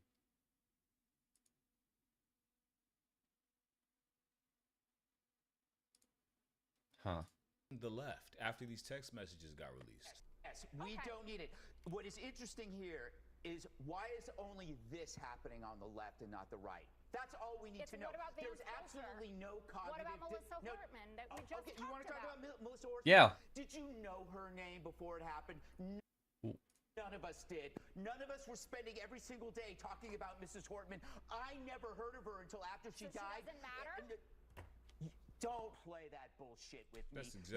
That's exactly what he just implied right now. He said, Yeah. Who cares? We didn't know who she was, so why do we care after what happened to her? No, what I'm. I'm sure the other implication is that some lefty murdered them to boost their, their notoriety or whatever. What I'm saying is there was no demonization, amplification about that woman before she died. It was a specific crime against her by somebody who knew the same. Now, you could bring up Josh Shapiro. No, he didn't know her, other than the fact that he lived in the same state as her, as a representative. But then you will not bring up, for example, that was a pro-Palestine person. So don't use your, what about this? The fact of the matter is the both sides argument not only doesn't fly, we don't care. We don't care about your both sides argument. That shit. Exactly. So basically, he just admitted to exactly what she just said right now. He doesn't care. None of them do, unless it involves them. And they're so lost in this anger. Look at this face.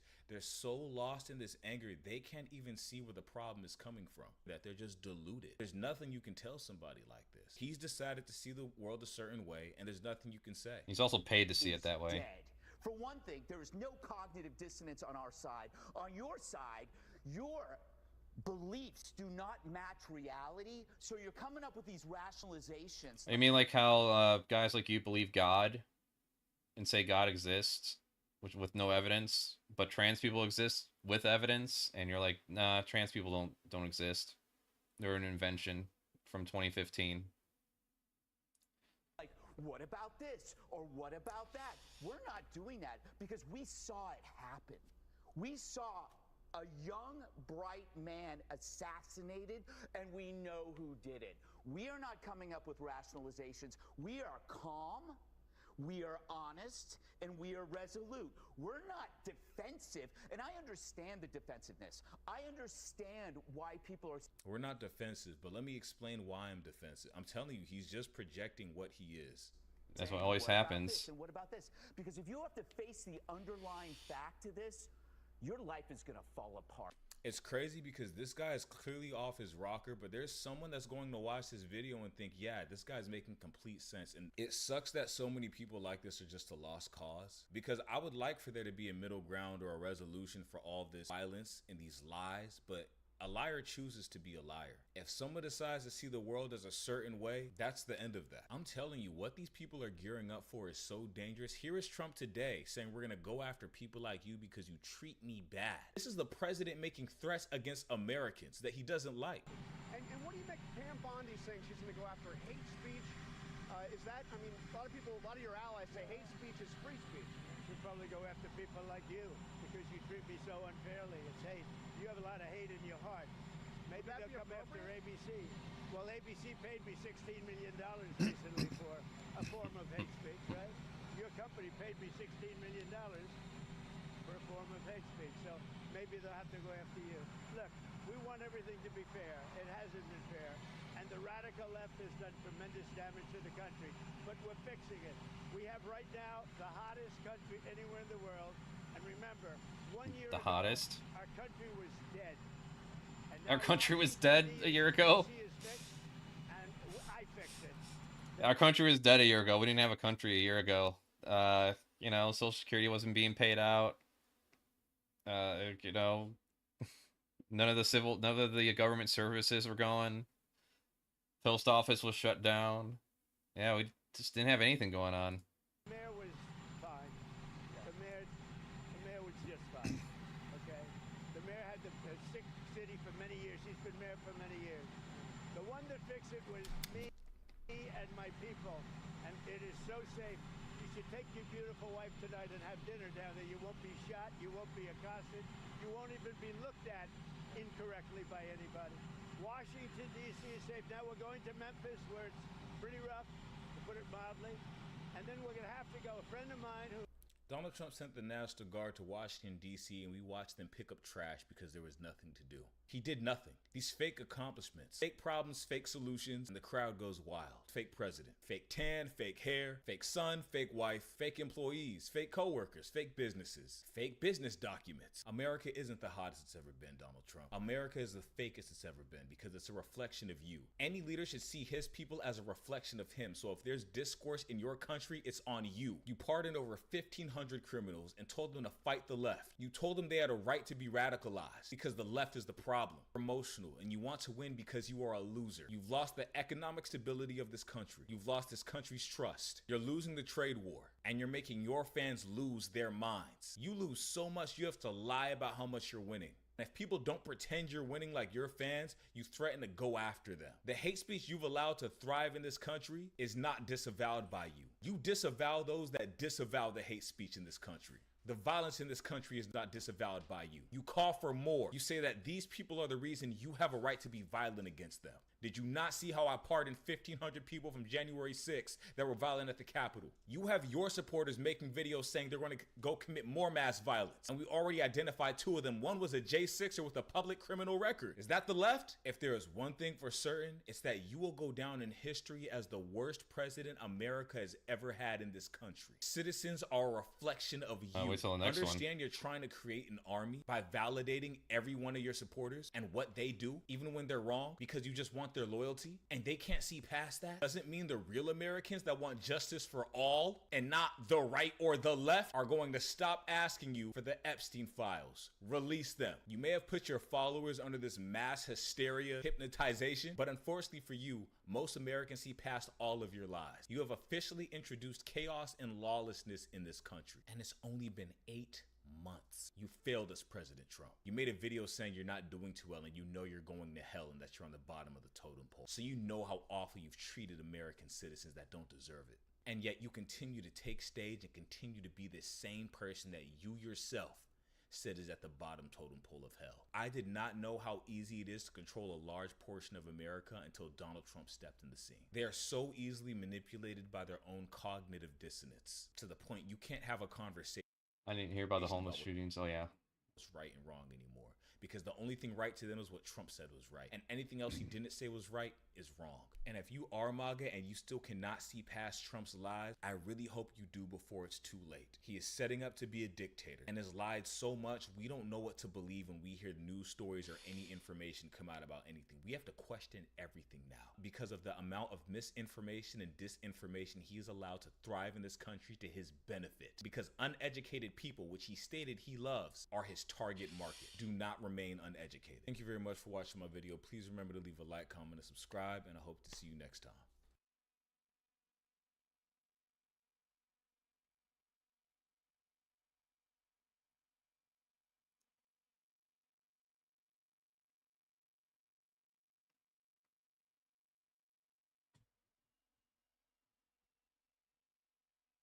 Oh, what else is there going on there? There's to lighten our mood.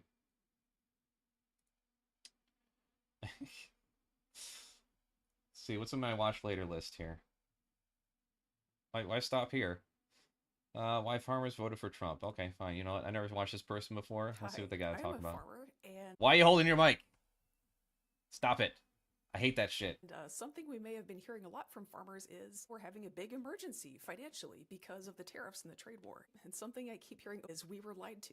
We didn't think Trump would do this. So as someone who is a farmer and was a farmer during the Trump 2024 election cycle, in fact, I was running for office as Commissioner of Agriculture in my home state of North Carolina. Sounds like a Let me tell you what the communist. conversation in agriculture was actually like.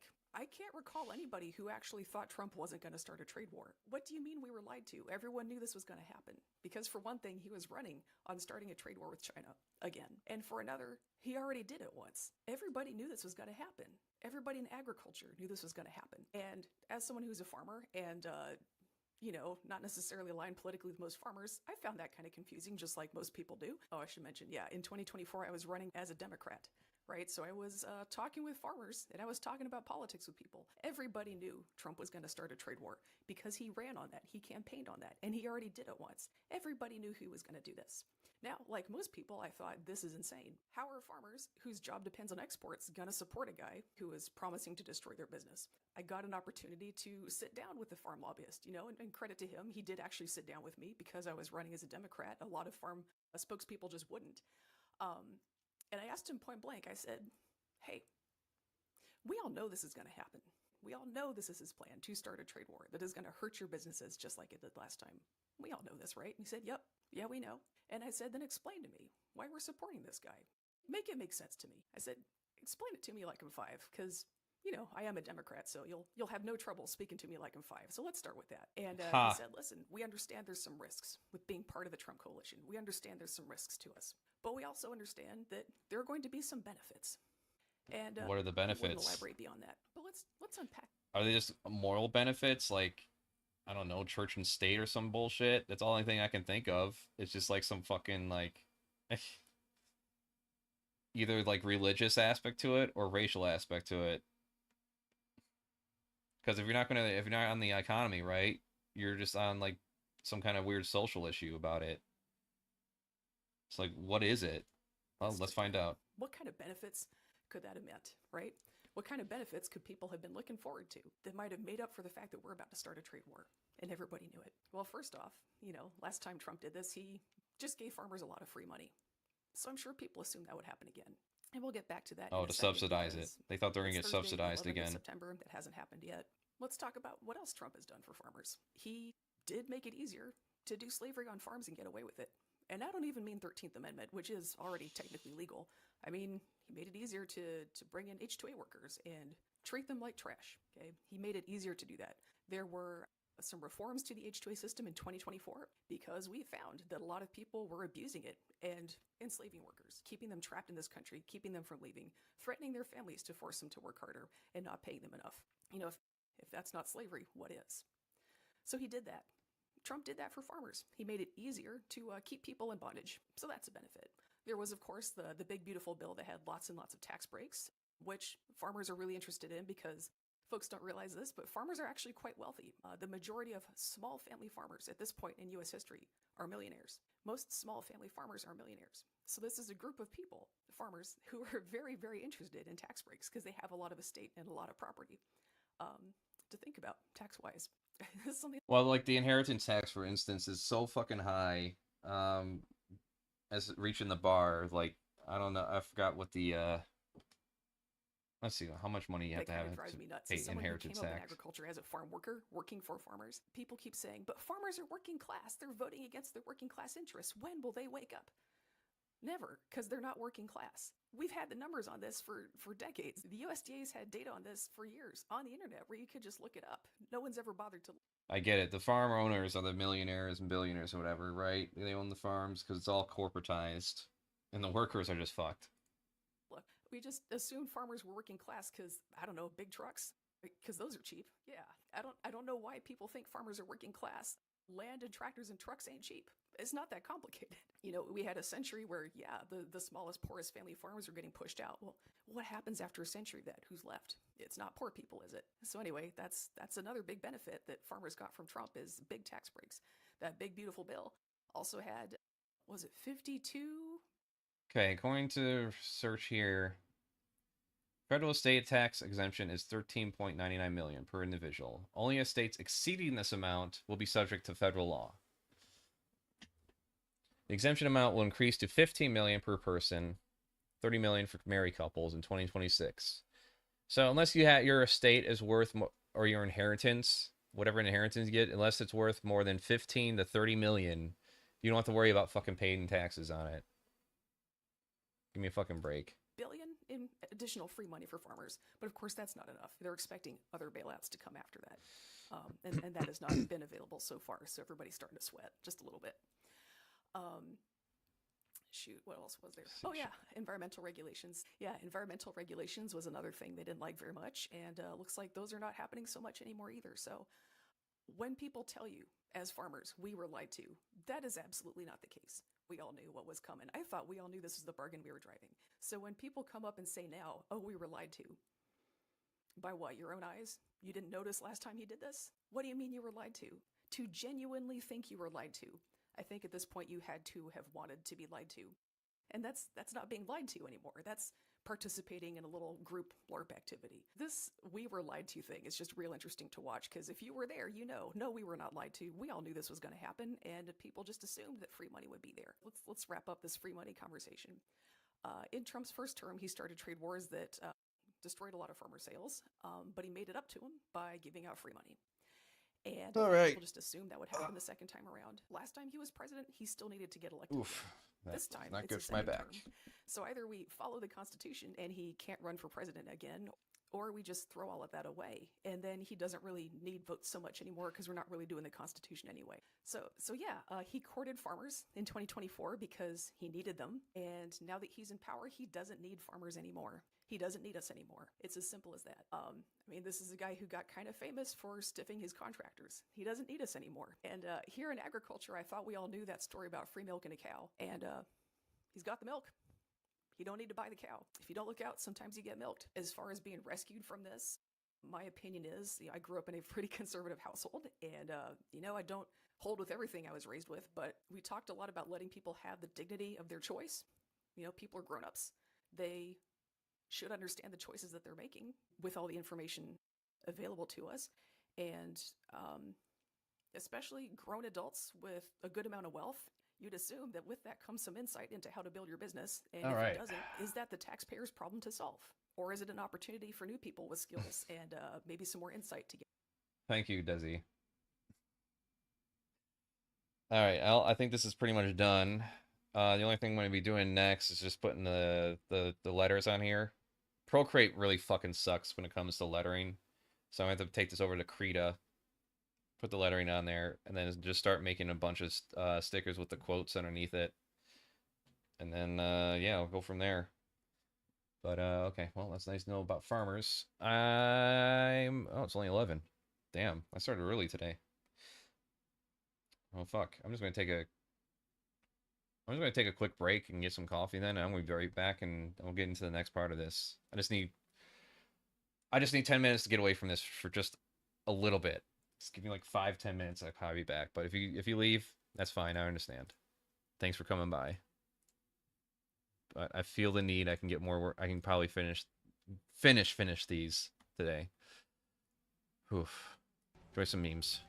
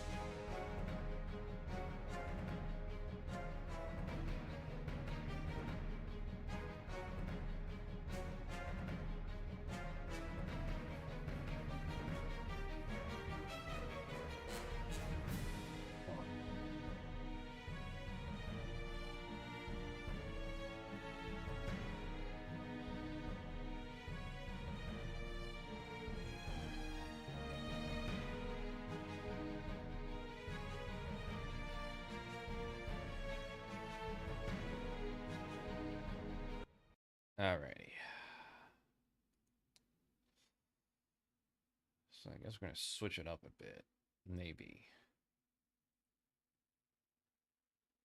Let's see what else we've come up with here. Oh my god, where's the static? There it is.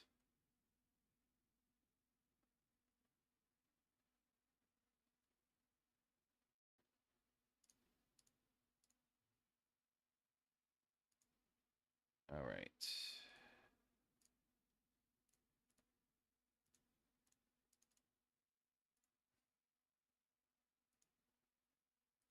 Perfect.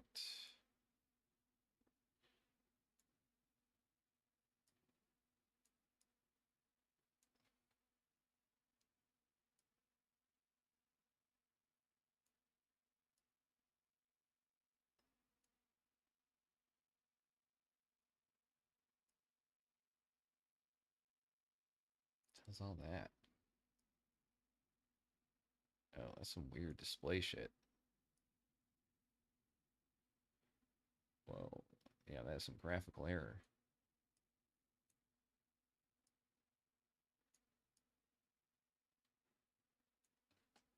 That should be good. Shall save anywhere unsavory. Good.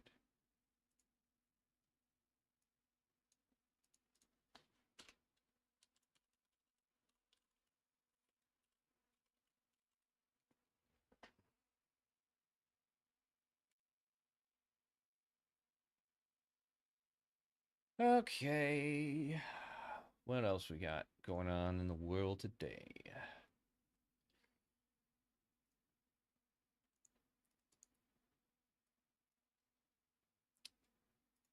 I guess as long as it's displaying it, but I don't understand why the graphical errors are happening.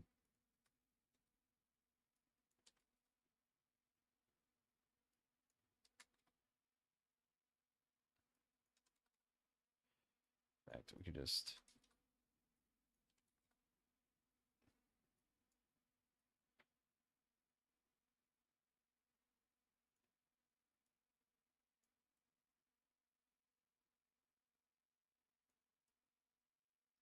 there we go. What else is in my watch later? Tech withdrawal is a new childhood crisis. Okay. Actually, no, I'm curious about this one. This one sounds change in pace. Took me 15 years to learn these 50 illustration secrets. All right. Unleash your secrets onto us. Oh hey, it's me, CraftyAndy. Oh hey. I've been a professional independent illustrator for over 15 years now. I've worked with clients like Google, Nike, Nickelodeon, Cartoon Network, and tons more. Must In be this nice. video, I'm going to share 50 things I wish I knew when I started. Is that what we're doing, 50 when I start? I don't know, what are people calling these videos? 50 illustration tips that I've learned throughout my career that I'm going to share with you in this video. Okay? We got 50, so we got to hurry up. Number 1. Make lots of Make stuff. some corrections here. Or create consistently. How am I struggling on the first one? Basically, what I've learned is that making lots of stuff and putting it out there is literally the best thing you can do. Because, one, practice makes you better. You gotta put in those 10,000 hours. You gotta do the... Are we still Gladwell and Milk?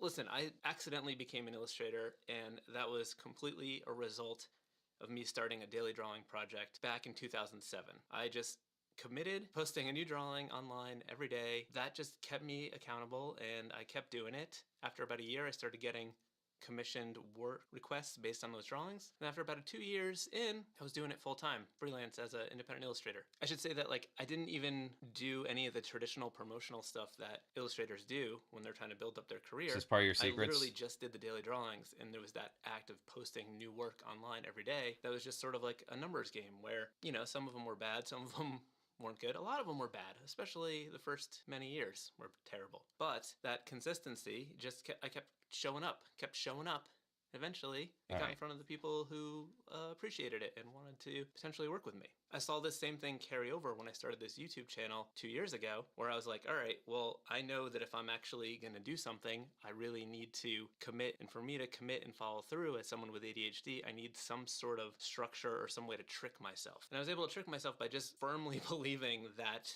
if I had this schedule that I had to stick to, it was very important. So I posted new videos every Tuesday and did live streams every Friday and ended up growing my channel to over 100,000 subscribers in about 2 years.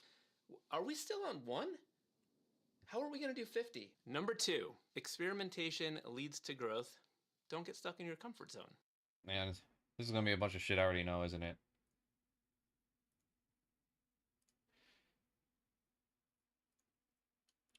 Yeah, me, if I was saying it though, it wouldn't mean anything considering my numbers. So yeah, I'd be like, ah, yep, been live streaming and recording videos since 2009. What'd I do wrong?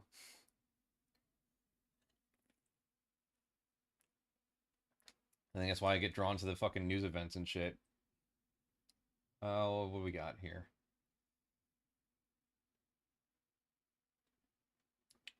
What do we got? Brady's doing cancel culture again. Yep, already know that.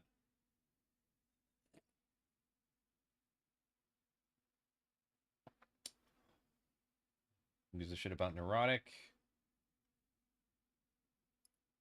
Bill Maher confronts Ben Shapiro.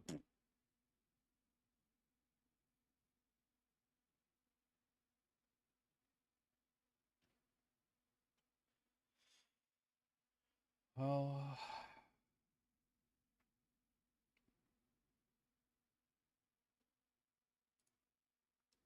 More like needing personal resources and a bunch of money for material. Yeah, right. Like if I had the right friends, I think, growing into college, even community college, probably would have shoehorned me into some kind of position. Not that I would want to be there, really. I know it can be sour. It could be considered sour grapes, but when I learned like how much of a grindhouse the animation industry is, and how much abuse corporations do to their artists and designers and shit, I don't know. It makes me kind of glad I'm just I managed to carve my own way to a point where I could start focusing on my own projects now. Like once I'm done with this, I'm getting back into the fucking paintings I'm doing for TJ and Scotty and them, and then I'm going into my goddamn children's book, and then my graphic novel, and then my I don't know, maybe larger and longer graphic novel after that.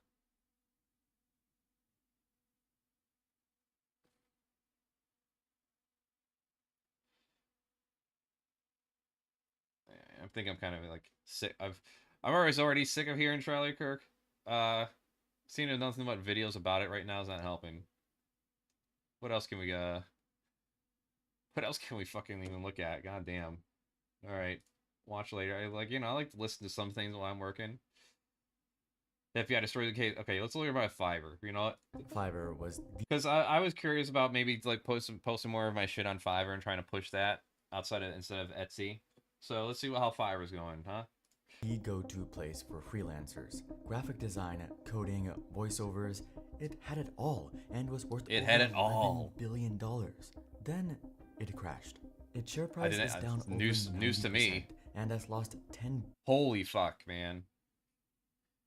So I do have some stocks. We do have some investments. Luckily for me, like I got my 401k cashed out when I quit the day job, and I did that before the big crash happened recently. So we're able to pay off a bunch of medical debt, and that's about it. That's about all it did. It paid off the medical debt, so that's nice, right? But yeah, like it's such a gamble when it comes to the stocks. If you don't have billions of dollars or millions of dollars invested in it, you're just I don't know how you do it. They used to have these things called pensions. Be nice if they bring those back. $1 billion in valuation. What happened? Behind it was a chaotic mix of overhype, overspending, and scandals, all of which were self-inflicted. This is the story of how Fiverr exploded and then destroyed itself.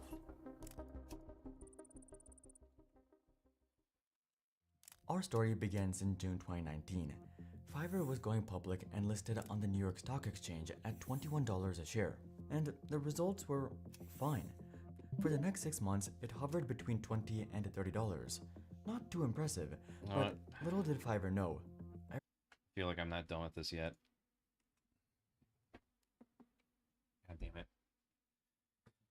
I'm thinking about putting letterings on these stickers, but I'm like, you know what? Probably not. I'll probably draw them because there's a lot of issues when it comes to text, and if you get, you don't even have to get big, you know. I just learned about Arial font recently. I know this is a changing topic, but I learned about Arial font, and there's a licensing fee for Arial font. So there's a company that owns it, and if they catch wind of you using it in like a game or a book or some shit like that, they just come at you and be like, "Pay us a fine. You know, pay us the licensing fee right now, or we'll sue you." Or you have to change your font on everything that you're selling. So I think I'm just going to draw the letters in. Fuck it. I don't care.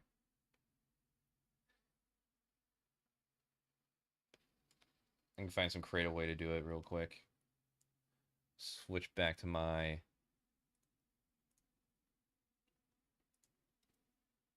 While this goes. Everything was about to change.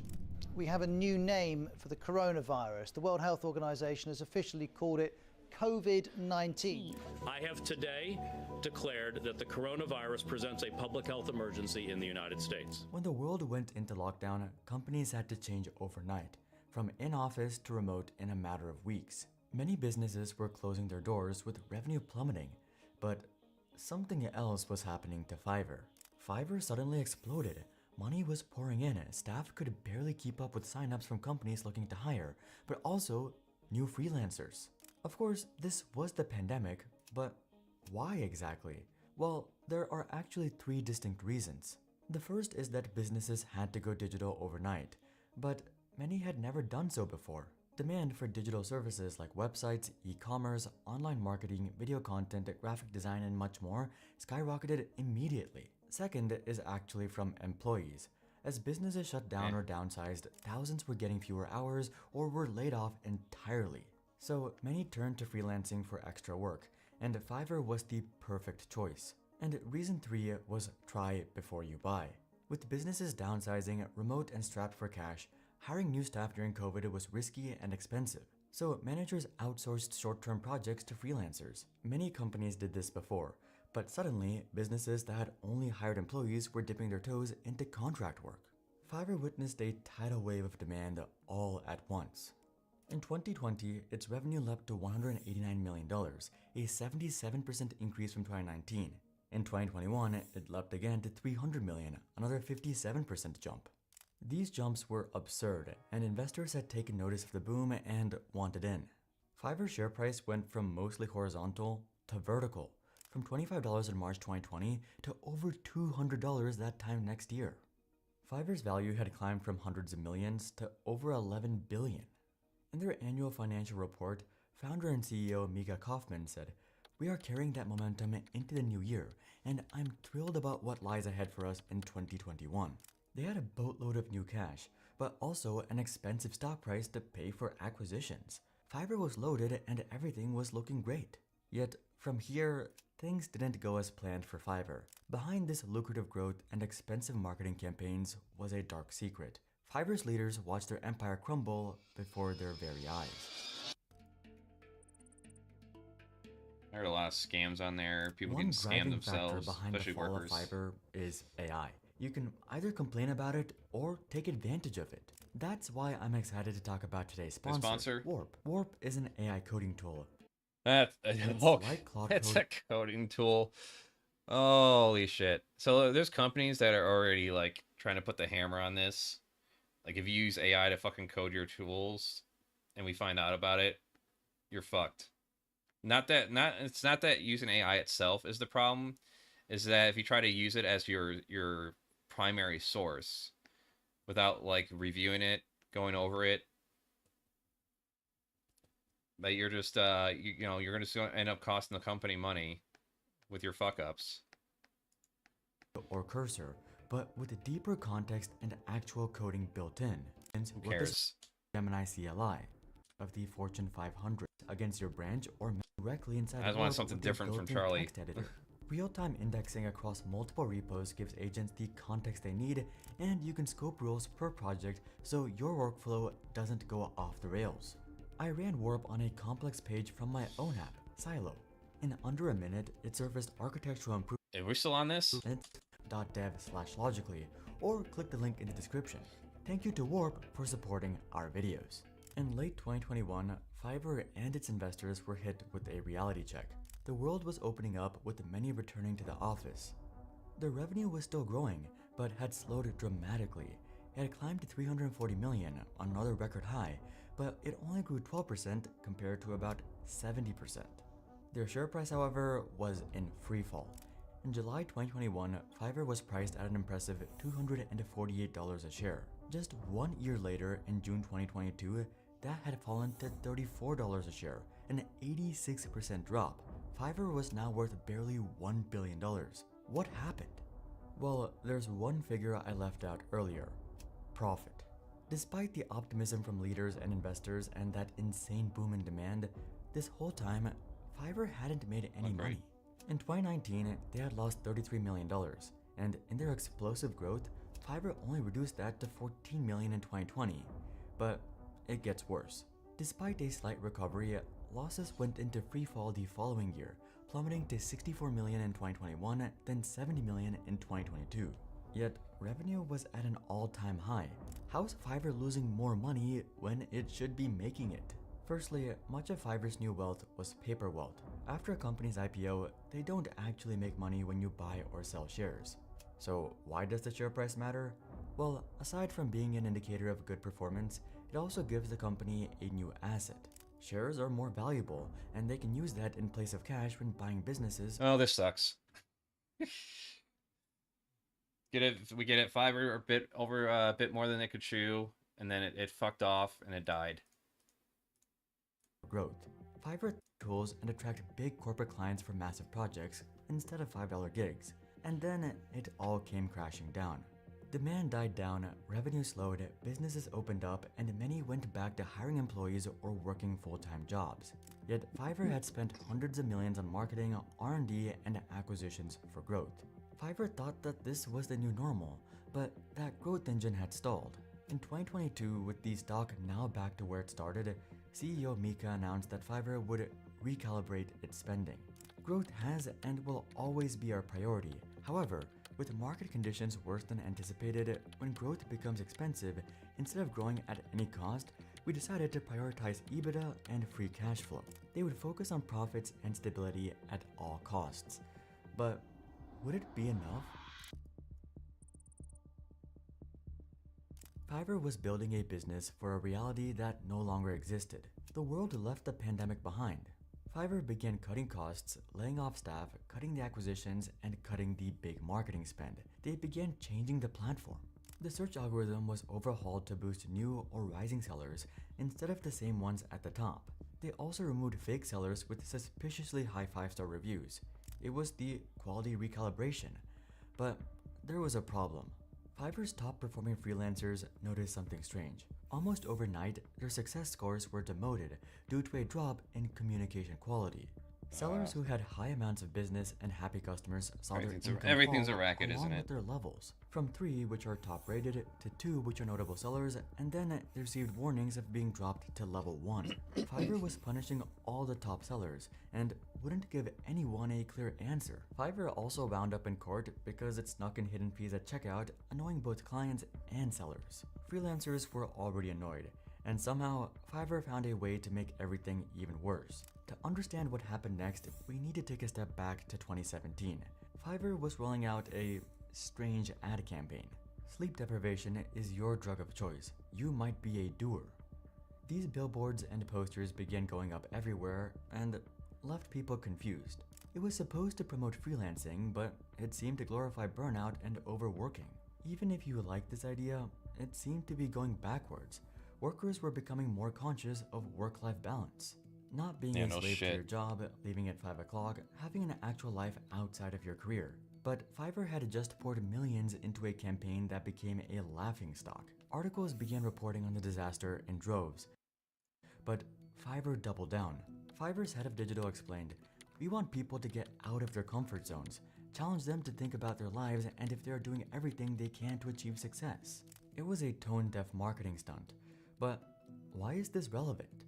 You Well, do that it without wasn't killing the yourself. first time we would see this from Fiverr. Fiverr needed to revamp their business. They needed something massive. So their solution, AI. Fiverr added a massive new category, AI services, for gigs about AI-generated content like voiceover, image generation, chatbots, AI consulting, prompt writing, and much more. Fiverr currently boasts over 10,000 AI experts. And to be fair, it did work. It brought in heaps of new demand. They also rolled out Fiverr Go, an AI assistant for sellers, though freelancers on Fiverr were starting to get nervous. Artists, designers, coders, and voice artists who used Fiverr for income were getting worried that Fiverr was pushing their replacement. Fiverr's management repeatedly emphasized that AI was more of an opportunity than a threat, but that also backfired. For some reason, in the midst of their AI push, Fiverr CEO sent a tone-deaf email to employees. Here's the unpleasant truth. AI is coming for your jobs. Heck, it's coming for my job too. This is a wake-up call. Of course, this was leaked and the media quickly reported on it, and it confirmed sellers' suspicions about AI. But with all these new AI features, Fiverr needed to market them. They needed to get everyone's attention, so they made a new ad campaign. We made this ad with AI and nobody cares. Oh god, it's fucking ear screeching. Jesus Christ. Ow. BJVV, hey, welcome. Probably look cooler if you did anyways. Yeah, I agree. It does look cooler. Cares that you use AI. We get it. You used AI. The ad backfired. No shit. Some liked it, but many thought it was tasteless. While debate about the ethics of AI use was at its peak and many people were losing their jobs, Fiverr decided this was a good idea. People called it tasteless, dismissive, and it told Fiverr to read the room. The ad feels like a tasteless miscalculation that alienates the very talent it relies upon. Most annoyed though was Fiverr's own sellers. Oops. Maybe this Cat. message isn't the best way to market a website of human sellers. It was the 2017 ad campaign all over again. Fiverr is the classic boom and bust tale, riding the high of the pandemic and building for growth that was only temporary. And speaking of growth, we're trying to cross 1 million subscribers by the end of this year, and we're over 80. That's what I'm doing. I'm gonna cross 1 million by the end of this year. Don't try to steal my thunder. Whatever, that probably could have been summed up in like a 5-minute video. That reminds me though. I got into the corporate world a little bit, doing sales and shit. And I got into a little bit doing the, not corporate monster, the fuck? Oh. John Cena? Or, oh, Gina Coleman. I don't know how I read John Cena in that title. Oh, where is that guy? This is a guy that does like, yeah, this is it. Oh wait, no it's not. Man, where's the guy that does pretty good stuff on this?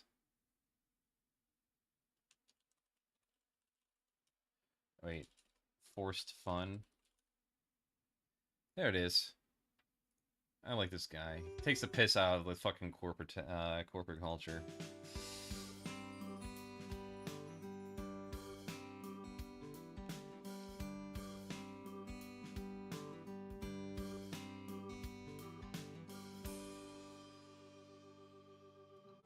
Jazz hands, right? Company spirit. Hooray, team building. You know what's better than fun at work? Forced fun. You know, the fun you didn't ask for. The fun that was planned by someone in HR who thinks making a tower out of marshmallows and spaghetti sticks is a leadership skill. And with AI taking the human aspect away from everything, companies have decided it's time to team build now more than ever. I hate this shit so much. And I've seen it. I've witnessed it. We've all have.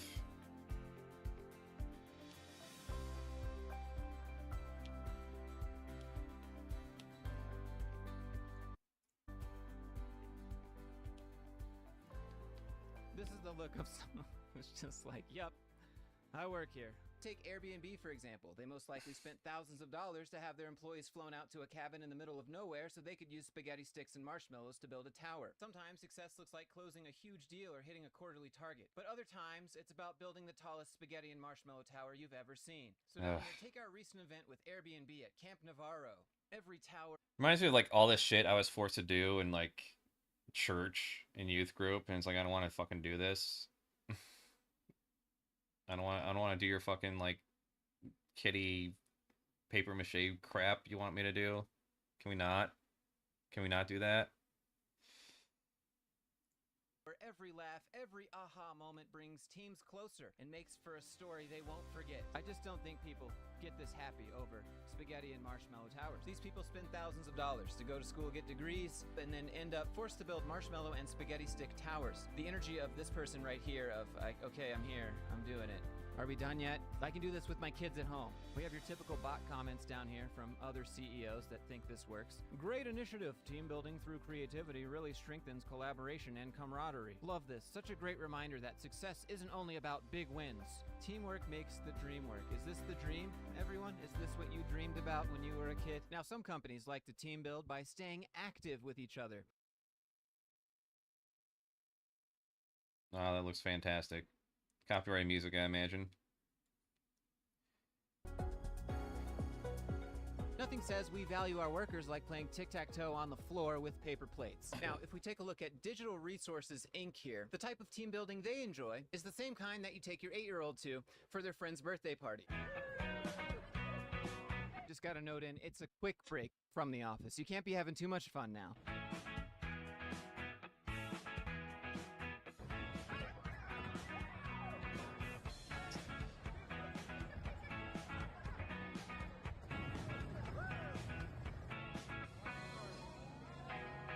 Yeah, and then if any of you quit, you never talk to any of these people again.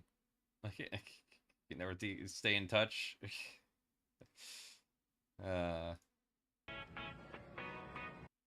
was a place I worked at for about a month or a couple months, and we would have these fucking meetings where we were supposed to go like hype each other up. And I'm not going to recreate it here because it's too obnoxious, but we would scream about the goals we were setting. I got some goals, but imagine that, but except 20 octaves higher. And then we go talking about how we're going to go out into the field, door knock, and conquer the fucking world, basically. And then we would play some stupid, shitty games. We play some fucking office games to, like, bond. Little kids games. It might as well have just been Duck, Duck, Goose. Would have been the same thing. Just imagine that only with a bunch of like adults in their mid-20s and late 20s and early 30s.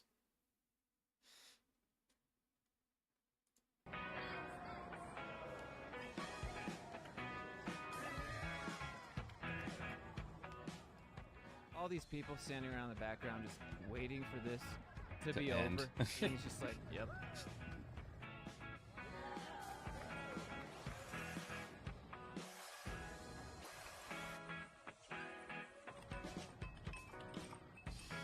Some companies like to do things a bit different and treat their employees a bit better, like this company, who does team building on Saturdays. Every Saturday, we play some fun games at the office, because on other days, we work hard. And at this company, they like to improve their oral team building skills.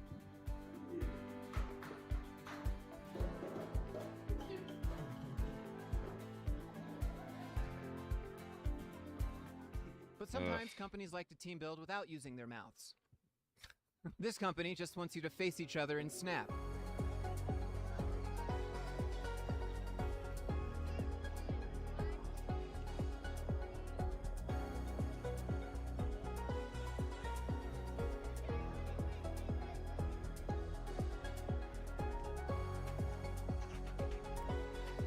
Hooray, synergy's improved and profits are up. Just give them the day off, let them do their work. It just gets to the point where it's gross. Like team building day. I was about to say we gross. believe that success is built on more than just closing deals. It's about building a family. Ah yes, the Cash Advance Company. We grow, laugh, and support each other, and we make serious money together. That's why we went bowling. A family that eats together funds together. as long as you're making money, and it's enough to make us a profit, not just to pay you, because otherwise we don't need you. But what do you think? Let me know down in the comments below. And if you enjoyed this video, do me a favor, click the like button, subscribe to see me call out more corporate nonsense like this, and if you have any you'd like me to showcase on the channel, you can email me, Instagram, Discord, however you want to do it. The links for all of that are down in the description. But having said all that, I hope everyone is doing really well, and I'll see you in the next one.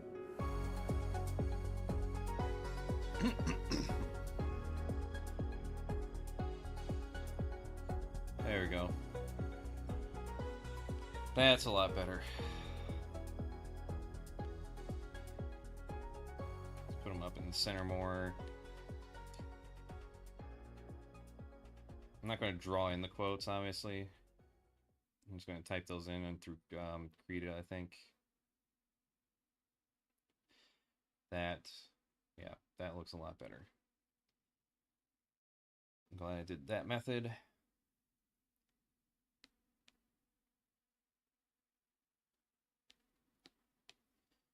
Fix some little small things here and there.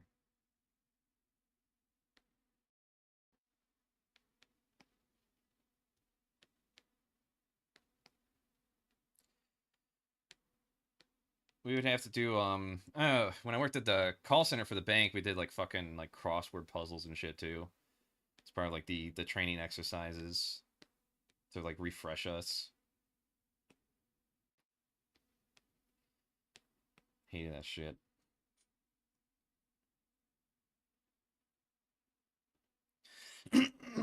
Excuse me.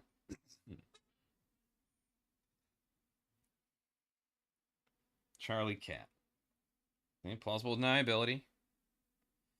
But now I can put some actual Charlie Kirk quotes on the there. Okay.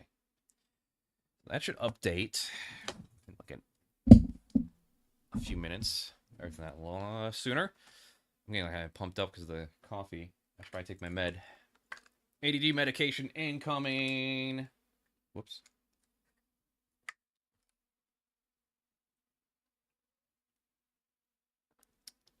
What the hell is Jurassic Punk?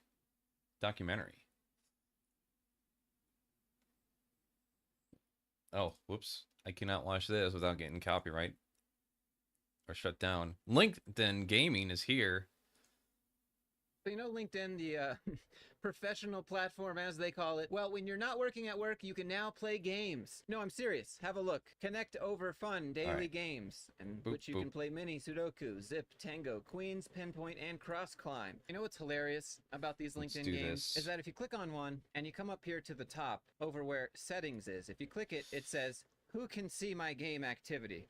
I wonder why they would need that. At least technically it's work related, so when your boss walks by, they won't be too mad. Connections can see I played in my score, connections can see I played, and only me. Yeah, so you want to probably make sure that one's on. Now when you go into the FAQ here, it says that games on LinkedIn are thinking-oriented games to help sharpen your minds, take a quick break, and have the opportunity to connect with each other and spark conversations.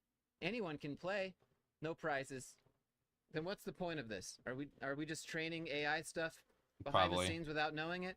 Your score stays private unless you opt into the Connections leaderboard or choose to share it directly. Probably best not to share your LinkedIn gaming score on your LinkedIn profile page. Your connections may see your name or portfolio profile in the name and others played section or in their notifications. You may even receive notifications to play or finish a game. Just what everyone needs. Finish your Sudoku and check your recruiter connections while you're at it, huh? You can even get streaks in LinkedIn games. They gotta keep you coming back to the platform somehow. So at what point is LinkedIn gonna make an esports team? LinkedIn could have a open to work team. I mean, I just drafted this up really quick. I think it looks pretty good. Some other company, let's say McDonald's, could have an employee alumni team, and then they have to verse each other in a team building oriented interview, just like this, where they play mini Sudoku against each other. Here are the other executives behind them just watching. Then we have the HR coaches here, and there could be other teams too, you know? We'd have the amateur league versus the interns over here. It would be the most boring esports tournament you'd never see. Maybe one of the esports tournaments of all time. What do you think? Are you a LinkedIn gamer? Do you even use LinkedIn? I rarely update my LinkedIn. I don't get jack shit from it. Part of me is just I don't know what the fuck I'm doing. I'm just trying to do my fucking best here to create shit that's of interest. And promoting it is just one of those aspects I gotta get better at.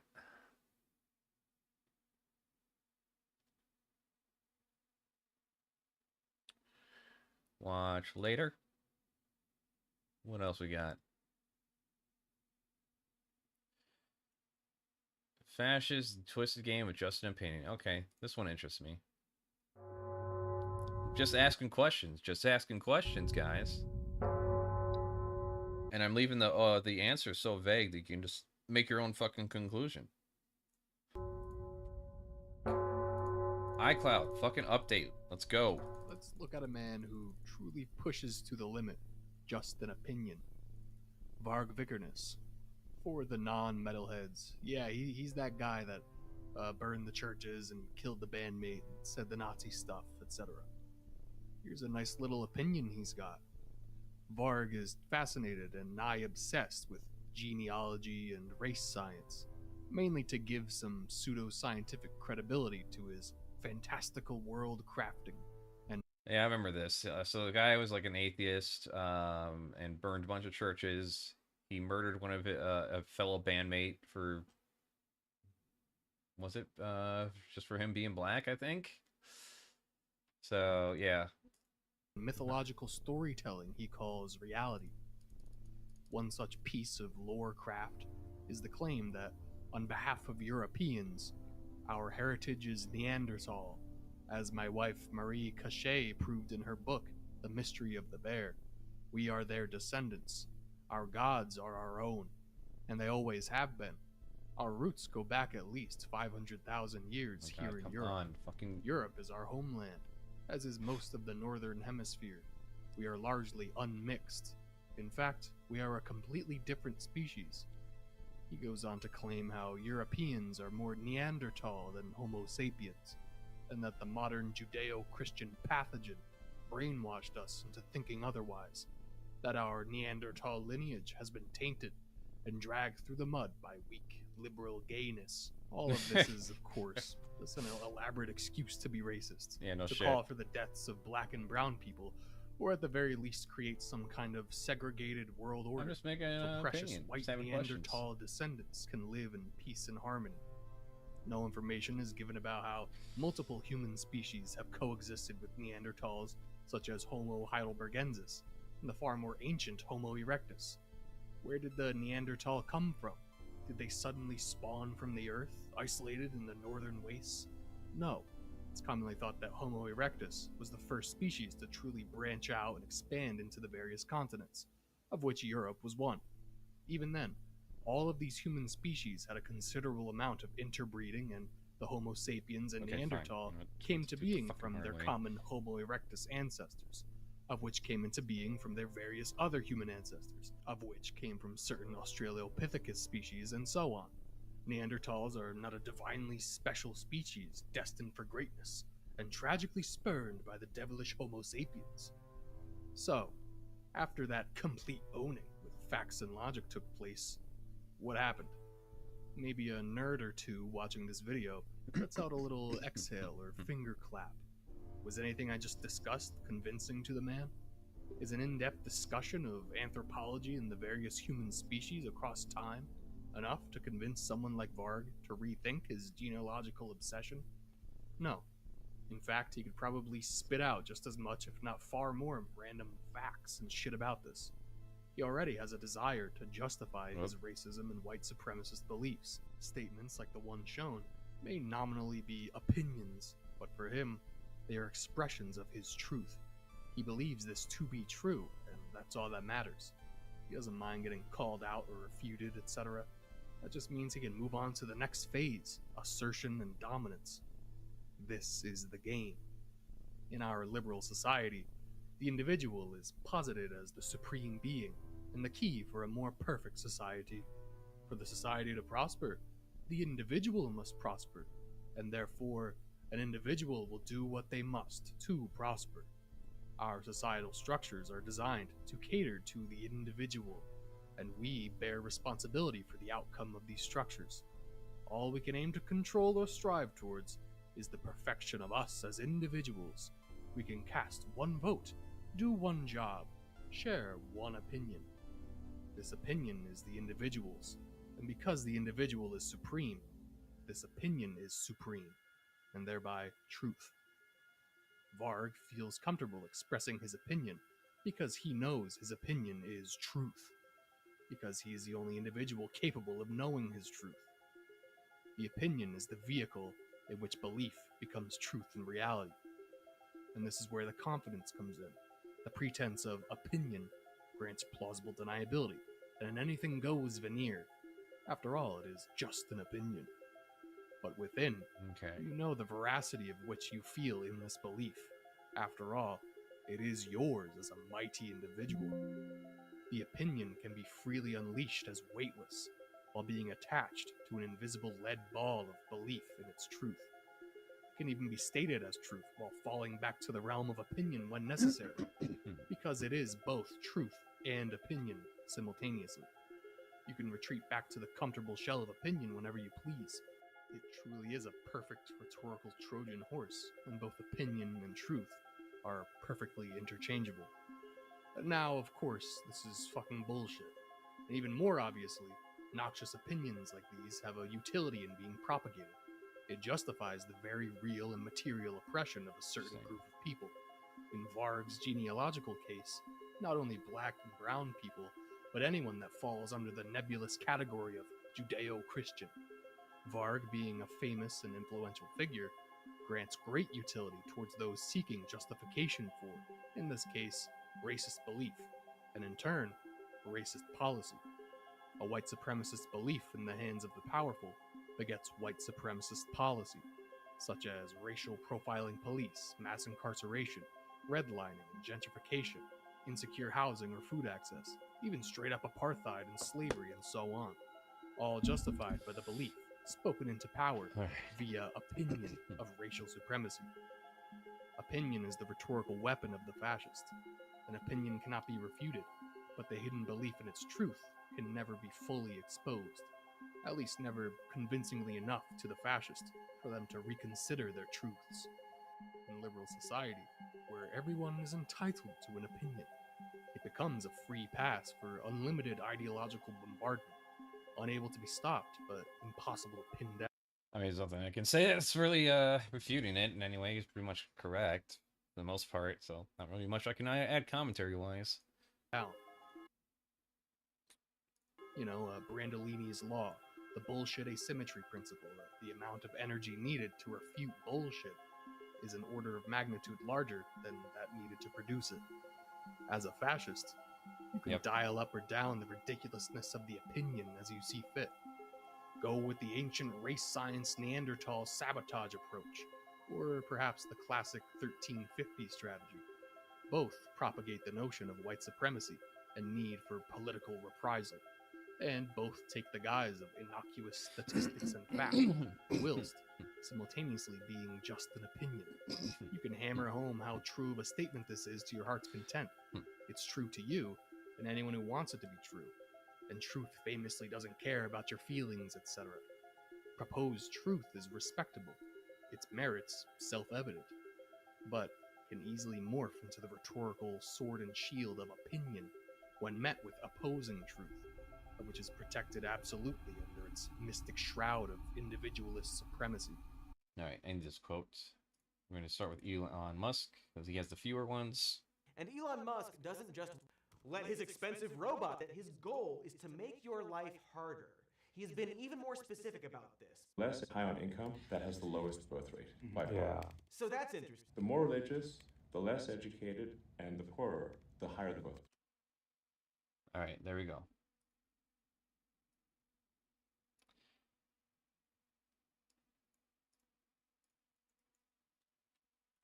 God, he fucking sucks at talking. The higher the birth rate. Is to make your life harder. And you want to get it right. Don't want the context police to come after me. More than once, like this. The more religious, the less educated.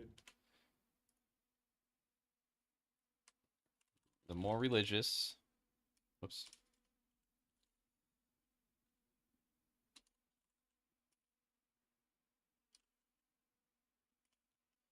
The less educated. And the poorer, the higher the birth rate. Low on the religion, high on education, and high on income, that has the lowest birth rate by far. So that's interesting. The only way he knows to increase birth rates is to make people poor and uneducated and more religious.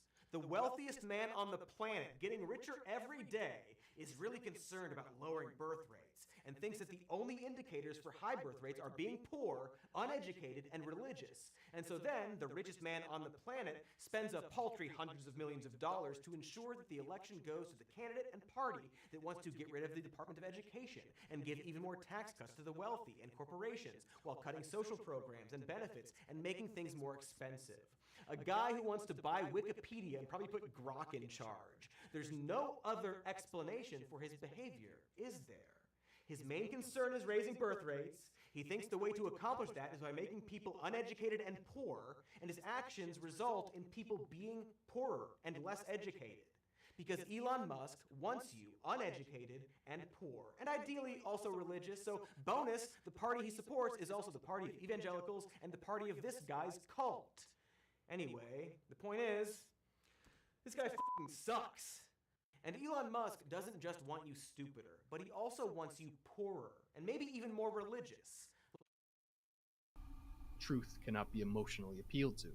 An opinion cannot be factually appealed to, nor rebuked as wrong. Snaps. All that remains is steadfast belief and conviction of yourself, and whoever follows suit. But that's not all that's involved in this twisted game. The right values this rhetorical cheat code, as it plays to their core philosophical tenet. Might makes right. Strength must be imposed. Victory must be achieved, no matter the cost. It's okay because I can, and therefore I should. Veneers of respectability or politeness will be utilized in order to achieve victory and impose dominance. They will take advantage of your empathy, compassion, and fairness. In fact, these core tenets of the left will be co-opted to better suit the fascist initiative. All lives matter plays on empathy and compassion of humanity, while intentionally disparaging a particular group of lives. The right will smear the left as anti-Semitic for being vocal against the genocide in Gaza, and it has an effect only due to the empathy, compassion, and fairness integral to the left. A leftist does not want to be compassionate or unfair, and an affront to these core values is taken seriously. The right doesn't give a fuck about being labeled a racist or anti-Semite, insofar as they want to remain respectable. If a fascist cared about being empathetic, compassionate, or fair, they wouldn't hold bigoted, uncompassionate beliefs. This only matters to those attempting a covert rhetorical operation. Those who don't care about going mask off, of which we see more and more of, drop the Respectability Act altogether. They will be blatantly racist or anti-Semitic. They will intentionally cause physical or emotional harm, and wear it as a badge of honor. But you, the miserable, empathetic leftists, cannot play by these open sandbox rules, or lack thereof. You must adhere to the utmost respectability and rule following. Otherwise, well, you wouldn't be as compassionate and fair as you think, hypocrite. Rules for thee, not for me, and some such. A fascist, once branded as anti-Semitic or racist, etc., can, without second thought, embrace this label and drop the veneer of truth-reciting respectability, entering his other form, the man of invincible opinion. Of course, this opinion is only treated as opinion to you, the opponent, playing by some kind of rules in some concocted game. It was always his truth. Your little facts and logic attempt was just a warm-up for the no-restriction showdown coming up. Presenting your fascist rhetoric as fact or opinion is interchangeable, for they are essentially the same thing, needing only a sly wielder to know when to use which. This first round is nothing but a trap, an enticement of potential victory over the fascist, and you may very well win this first round, but the fascist doesn't care.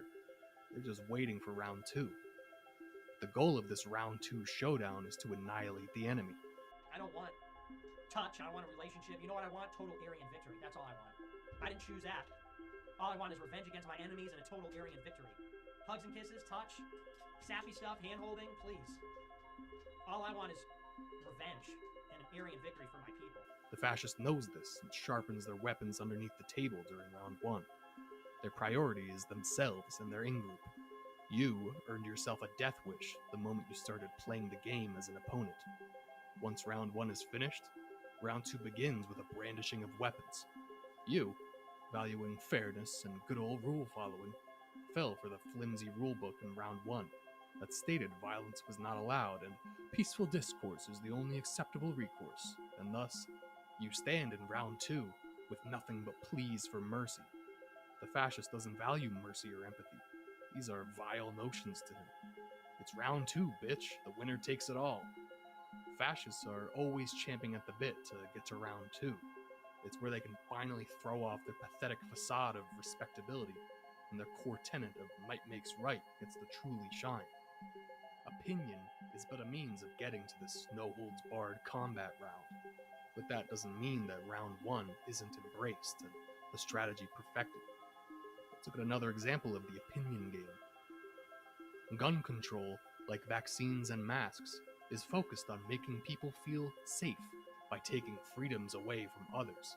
Don't fall for it. Your immediate impulse might be to lay out horrendous gun violence statistics and mass shootings, or historical vaccine efficacy in eradicating diseases. Causing preventable deaths is pretty clearly an infringement of freedom, for a ton of people anyway. This statement is obviously dumb as shit. Easy dubs, right? But he posits this statement from a position of faux compassion for people's freedoms. Do you not care about other people and their right to exist? Sounds like the left isn't so tolerant after all. His opinion here contains his personal truth of righteous defense, a compassionate stand against those attempting to whisk freedom away. Anything antagonistic to this opinion is hypocritical and insensitive.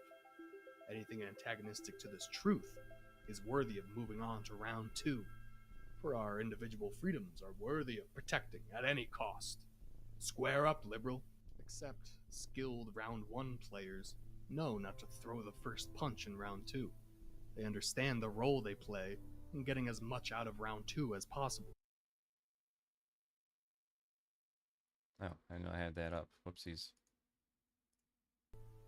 A skilled fascist propagandist or orator knows their strength lies in maximizing the output of righteous violence, and that means delaying gratification as opposed to getting into an individual scrap. Joseph Goebbels spewed vitriolic, hateful rhetoric that resulted in countless deaths, but he never threw a punch or shot a pistol. He was a master of round 1 and could time the unleashing of round 2 perfectly, i.e. allowing brown shirt thugs, Gestapo police, or SS soldiers to respond to dissident communist Jews or other targeted groups trapped in the game of just an opinion. Varg knows how to throw some crazy shit out there and ensnare opponents into the game, but he can't, or at least couldn't, resist starting up the next round. He relishes flaunting combat skills and malicious intent, but that could only amount to a limited output of righteous fury. Now, of course, none of this is just a game. I understand this analogy is quite morbid and trivializing. Like I said previously, very real, serious material consequences like murder, pogroms, lynchings, and genocide are the result of round 2. It only feels like a game because fascists know they have the full weight of the system behind them. The mainstream media does nothing but ensnare those with a shred of empathy, compassion, or fairness into the game, and hurls in champions seeking fresh fighters to potentially go the distance with. Those that own mainstream media, as well as basically everything else, appreciate the utility hate and fighting amongst themselves has on their preservation of power. These owners control the state apparatus that has a monopoly on violence. The only people allowed to jump straight to round 2 are the police, military, and private defense contractors, and good luck fighting them on your own. You, the egalitarian, compassionate, empathetic leftist, have 2 options. 1, fall for the trap, go for a high score. There are quite a few of us that have racked up quite the high score, something not entirely useless, albeit doomed. The doom is certain due to the isolation. An individual valiantly going against the entirety of this system can only go so far alone. Even if the initial combatant in round 2 is vanquished, it will inevitably have to deal with those holding a monopoly on violence, and they have no qualms in using it. Additionally, the game warps your sense of principle and purpose. It convinces you that this whole politics thing is just a game you play on the internets here and there, and the edgier the quippy meme response to a current event, the better. Material reality and political consequence become so abstract that this game, in essence, becomes reality. It becomes truth. Even in victory, we all lose. Except them, of course. And then 2. Maximize your egalitarian, compassionate, and empathetic principles. Help those in need unconditionally. Develop mutual aid in your communities and build something worth fighting for. Educate yourself and one another. Pursue your artistic vision and help build a society where we all can do the same. This is freedom. Freedom from the entrapment of this twisted game, where the very concept of freedom is nothing but a tool for inflicting righteous violence. Only then can we become capable of fighting a somewhat fair fight, when our ideals are put into action, for all to see and our humanity is undeniable, where someone seeking a fight with us is blatantly and obviously a fight of self-interest against the good of society, where a facade of the marketplace of ideas is rightfully destroyed, and this fucked up game is exposed for what it really is, just a fucked up game.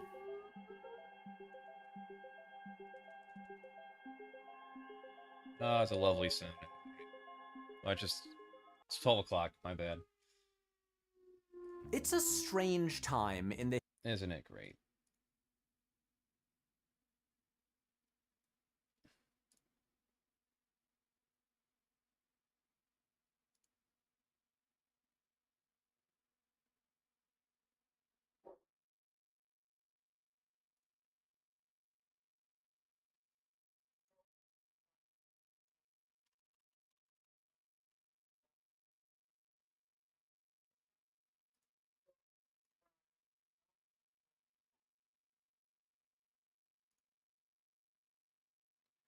Can I get an image of the actual fucking quote, please? Can I get an actual quote?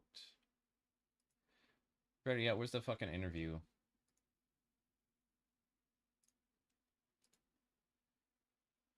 Alright, we got that one. What's another good quote? Killed by the woke mind virus?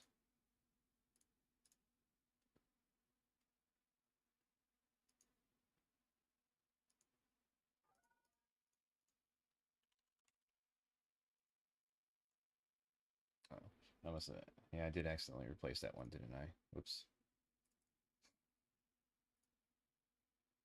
Great. Oh, I want to retype it so I have it saved.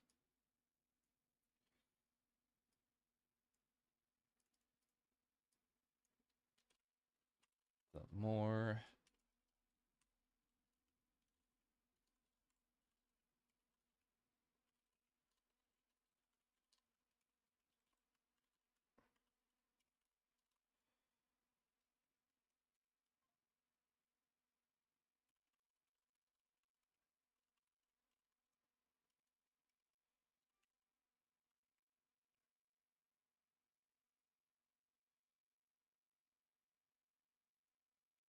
It's very concerned about birthrights. And that's a fucking sticker if I ever read one. He's very interested in making things worse, just so you have more, potentially we might have more white people somehow.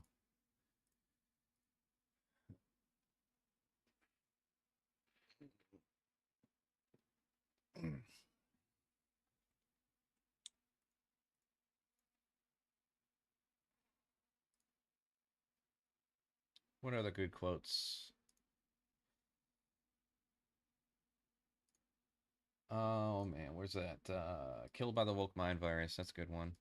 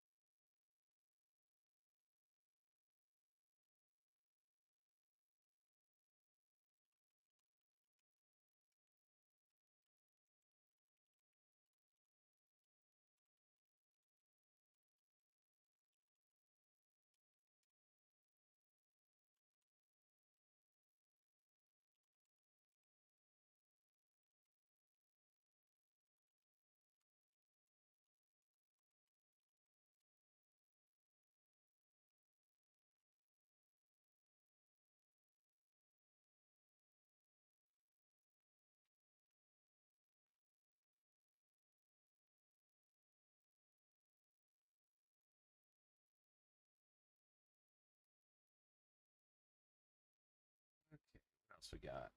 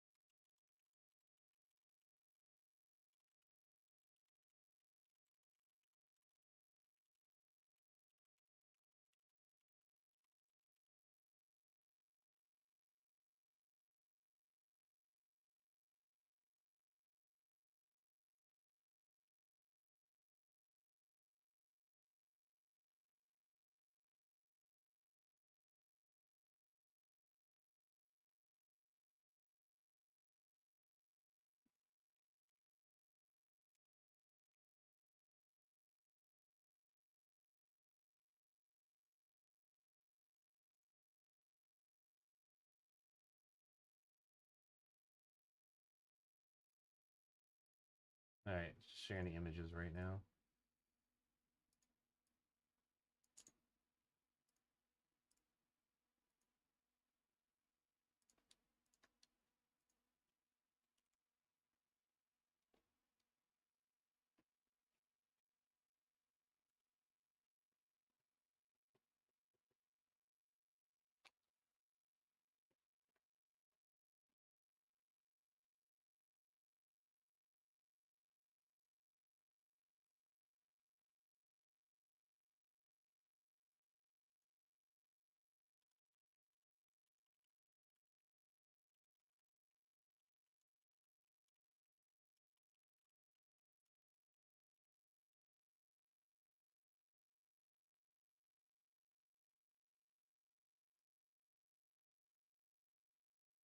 Whoa. Blinked out of existence there. Okay, can we not? Alright, let's do some Charlie Kirk ones here before I call it. Because I gotta pee, take Doggo out, and then get ready for a game stream. Probably gonna do the Spyro series. Actually, you know what? No, I'm gonna start the Final Fantasy series. I want to see the Final Fantasy remake. I'm kind of torn between the two, but if I were to flip a coin, I guess it would probably be the Final Fantasy series, as in Squigs Weasel is going to be playing it. Hey, Siri. No. Cancel. All right, some Charlie Cat quotes.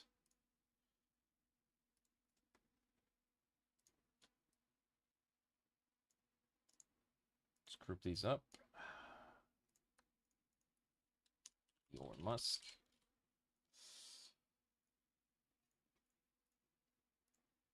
Where are some Charlie Cats? Oh, let's see. We just go to the Guardian here. That's right. I had a document open so I could save some of these in case I didn't have time to get them all down. All right. Guardian. Charlie Kirk quotes. Also, I want to see the video of him saying trans is a middle finger to God.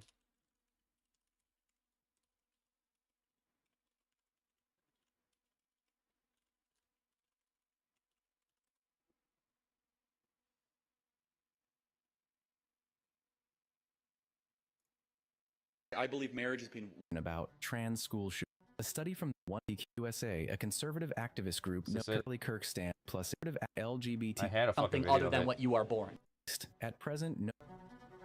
As soon as actually, you know what? I think it probably was in Michael I believe Braintail's marriage has been streams. one man and one woman. Charlie. Oh yeah, I need to just.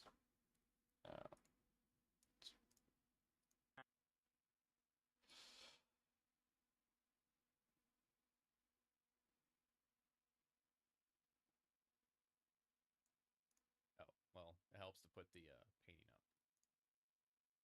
Doot.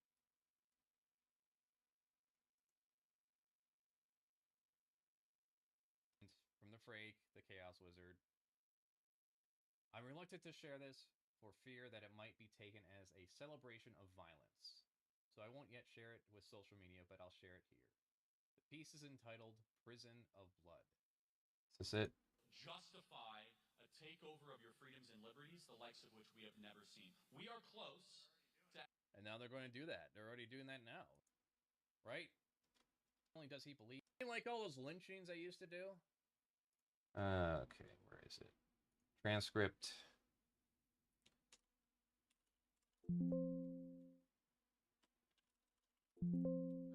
God. In the middle of the night, that is also police violence. During the election you humans held with that Kamala person and Trump, not once was Atlanta's police city ever mentioned. Since January Georgia's 1st, police 2017, at least 70 people have died in ICE custody. ICE detention Stop.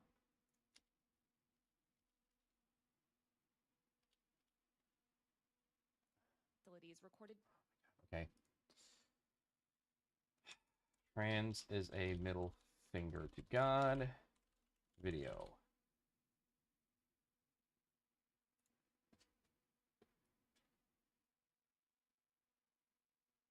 Oh my god. Fuck me. I need the actual quote.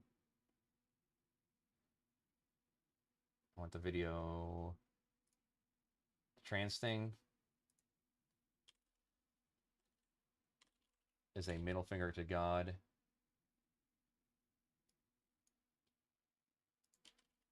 Charlie Kirk.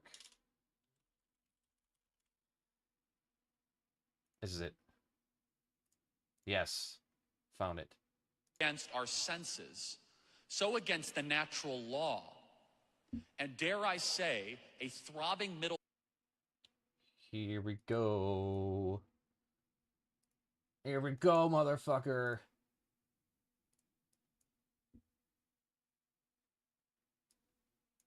You can't see it right now. Hold on. Stream can't see it right now, at least.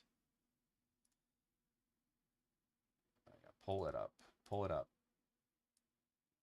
Found it.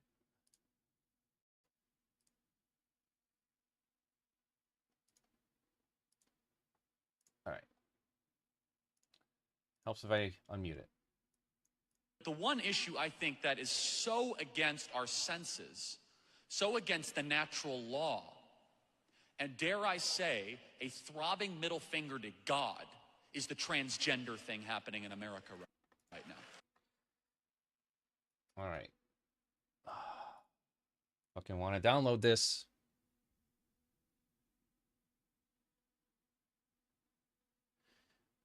My fucking downloader app on my fucking browser is just like spazzing out because there's like a dozen fucking videos on here and they don't tell me the timestamps, how long they are, so I have no way of knowing which one is which.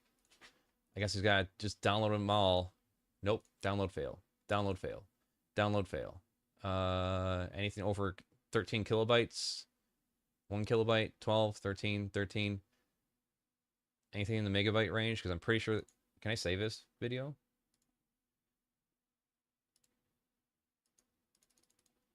That one? Does that work? Download failed. Force detection. Oh, found it.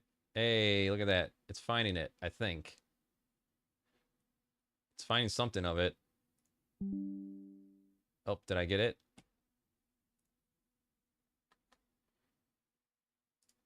Doesn't look like I did.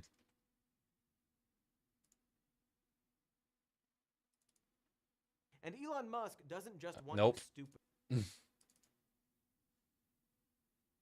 Nope, didn't get it. Why do I have to log in? Should already be logged in. Ah, for fuck's sake. Oh. Okay, Right Wing Watch. That helps.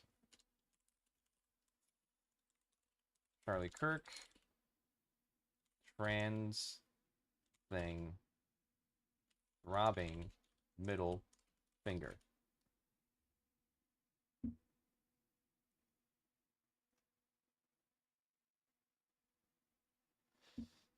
Alright, we watch. Is Right and Watch still around? They just get shut down again. Oh, they are. I can search within their channel.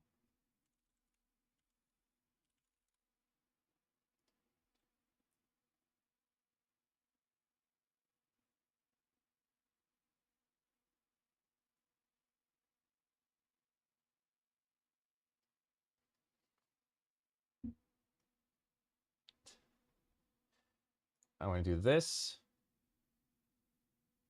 That one sounds good.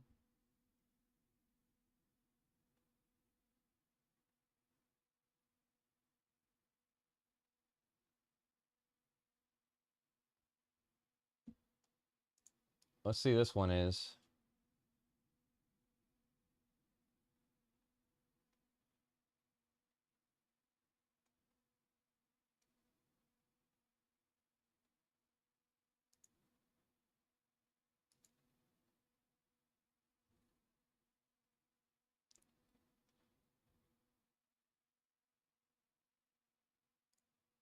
Fuck it.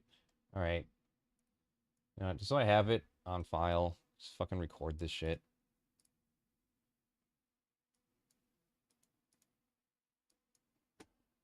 Just fucking make a short video. Oh my fucking god, can you stop muting? Oh my fucking god. It mutes anytime I fucking play it.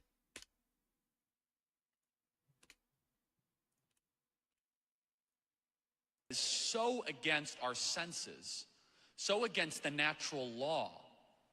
How about this? The one issue I think that is so against our senses, so against the natural law, and dare I say, a throbbing middle finger to God, is the transgender thing happening in America right now.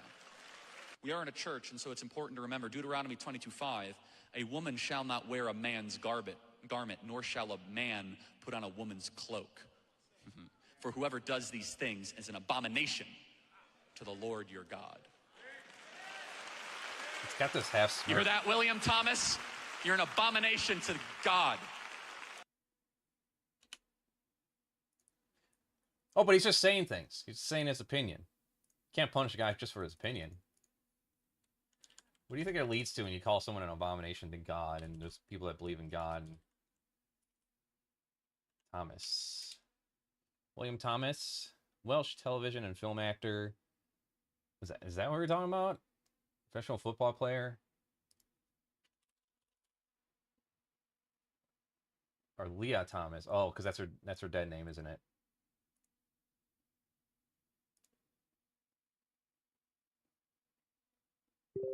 I see. Well, we want to quote him.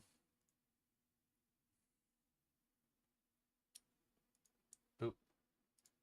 Whoopsies. The dating pool after 35.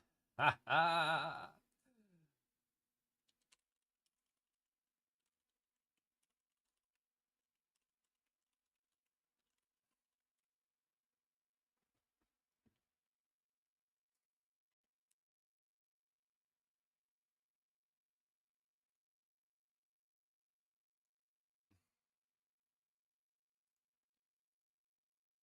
Oh, yeah, that's right. Okay. Well, let's go here, pull up the fucking video file I just made.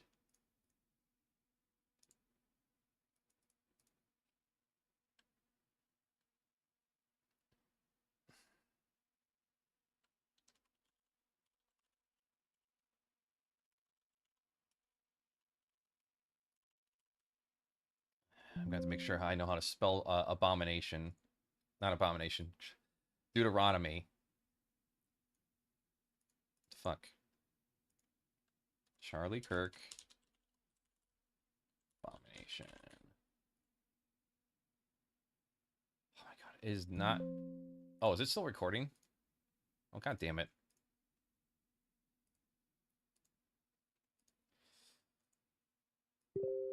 Abomination.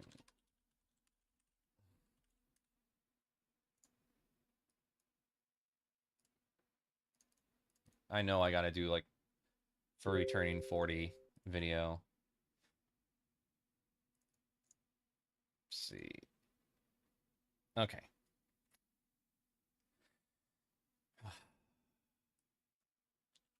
Robbing middle finger to God is the transgender thing.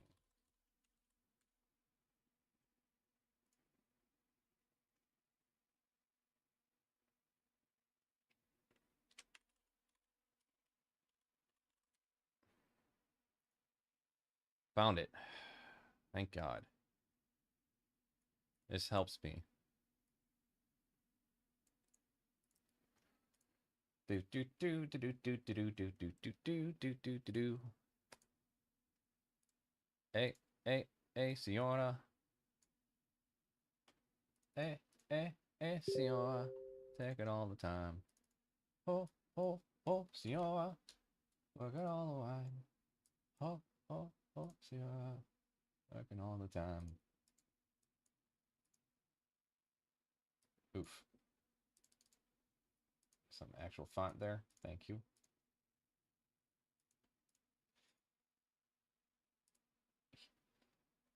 That guy was right earlier. I was watching a video where he's like, look at the smirk that they always put when they like get finished saying something horrible. It's like they're so proud of themselves. He's right. Even Charlie had that too. When he was done reading like your abomination to God, he just had that fucking smile. There we go.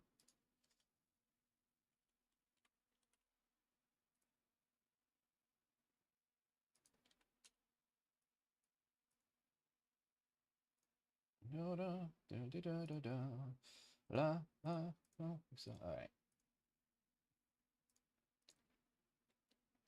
See, and how are we going to put his quotes here? Because his name is like right in the middle. So.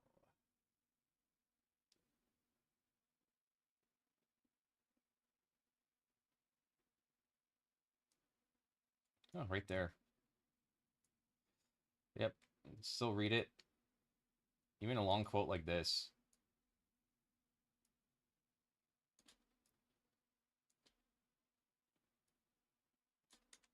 All right, let's make sure we got yeah.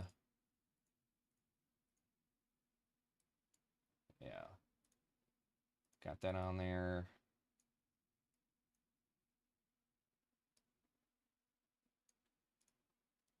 Work it all the time.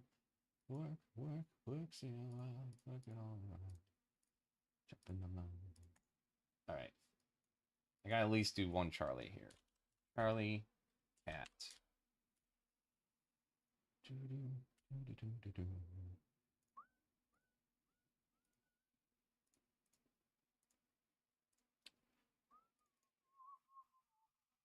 All right, go on my Discord group here. Boop, boop. Do, do, do, do, do, do, do. Jump in the love. Oh, yeah. I believe in you.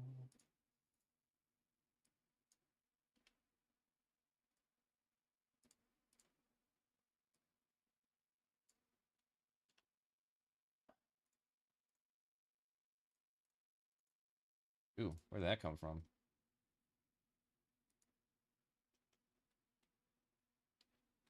Gotta take care of those little hiccups here. Yep. All right. Because that can fuck things up when it comes to printing them.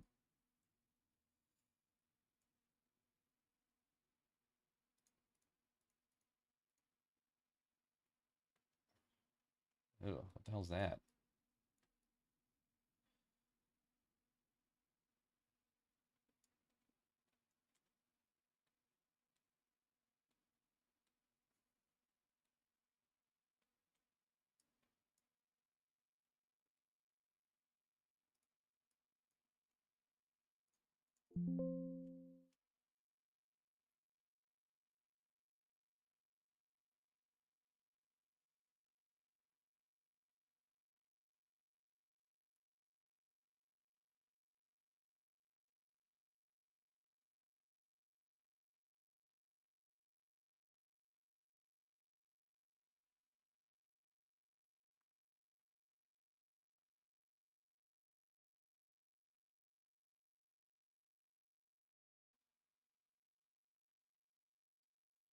Let's see. I guess we got to get the stroke down just a bit more so it's all filled in.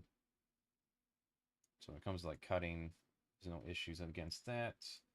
Probably make the font bold. Probably resave these real quick.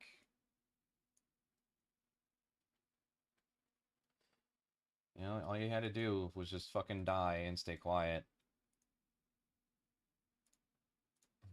But, you know, people insist on whitewashing your shit, so... One way or another, people are going to know the things that you said, things that you believed in.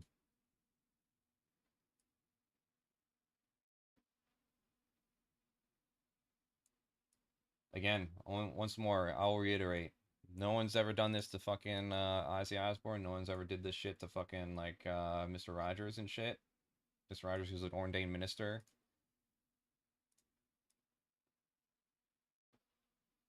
Because, yeah.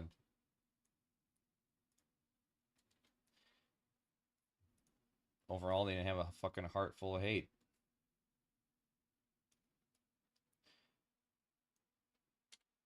Or just don't give a shit, because the the ends justify the means, and the means is money. Or the ends, I should say, the ends is money. Excuse me. The means of getting it is just, you know, being a mouthpiece.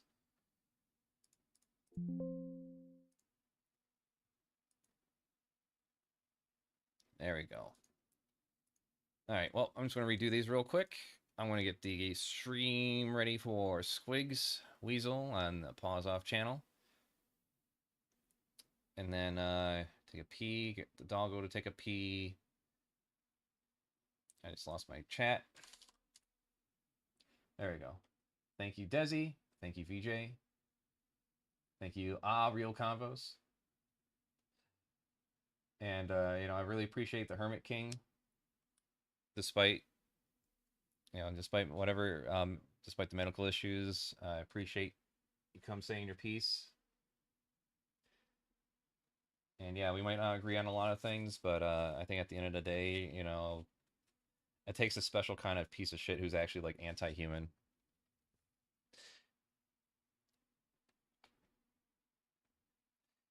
And to me, a lot of the ideas that Charlie promoted were just anti-human.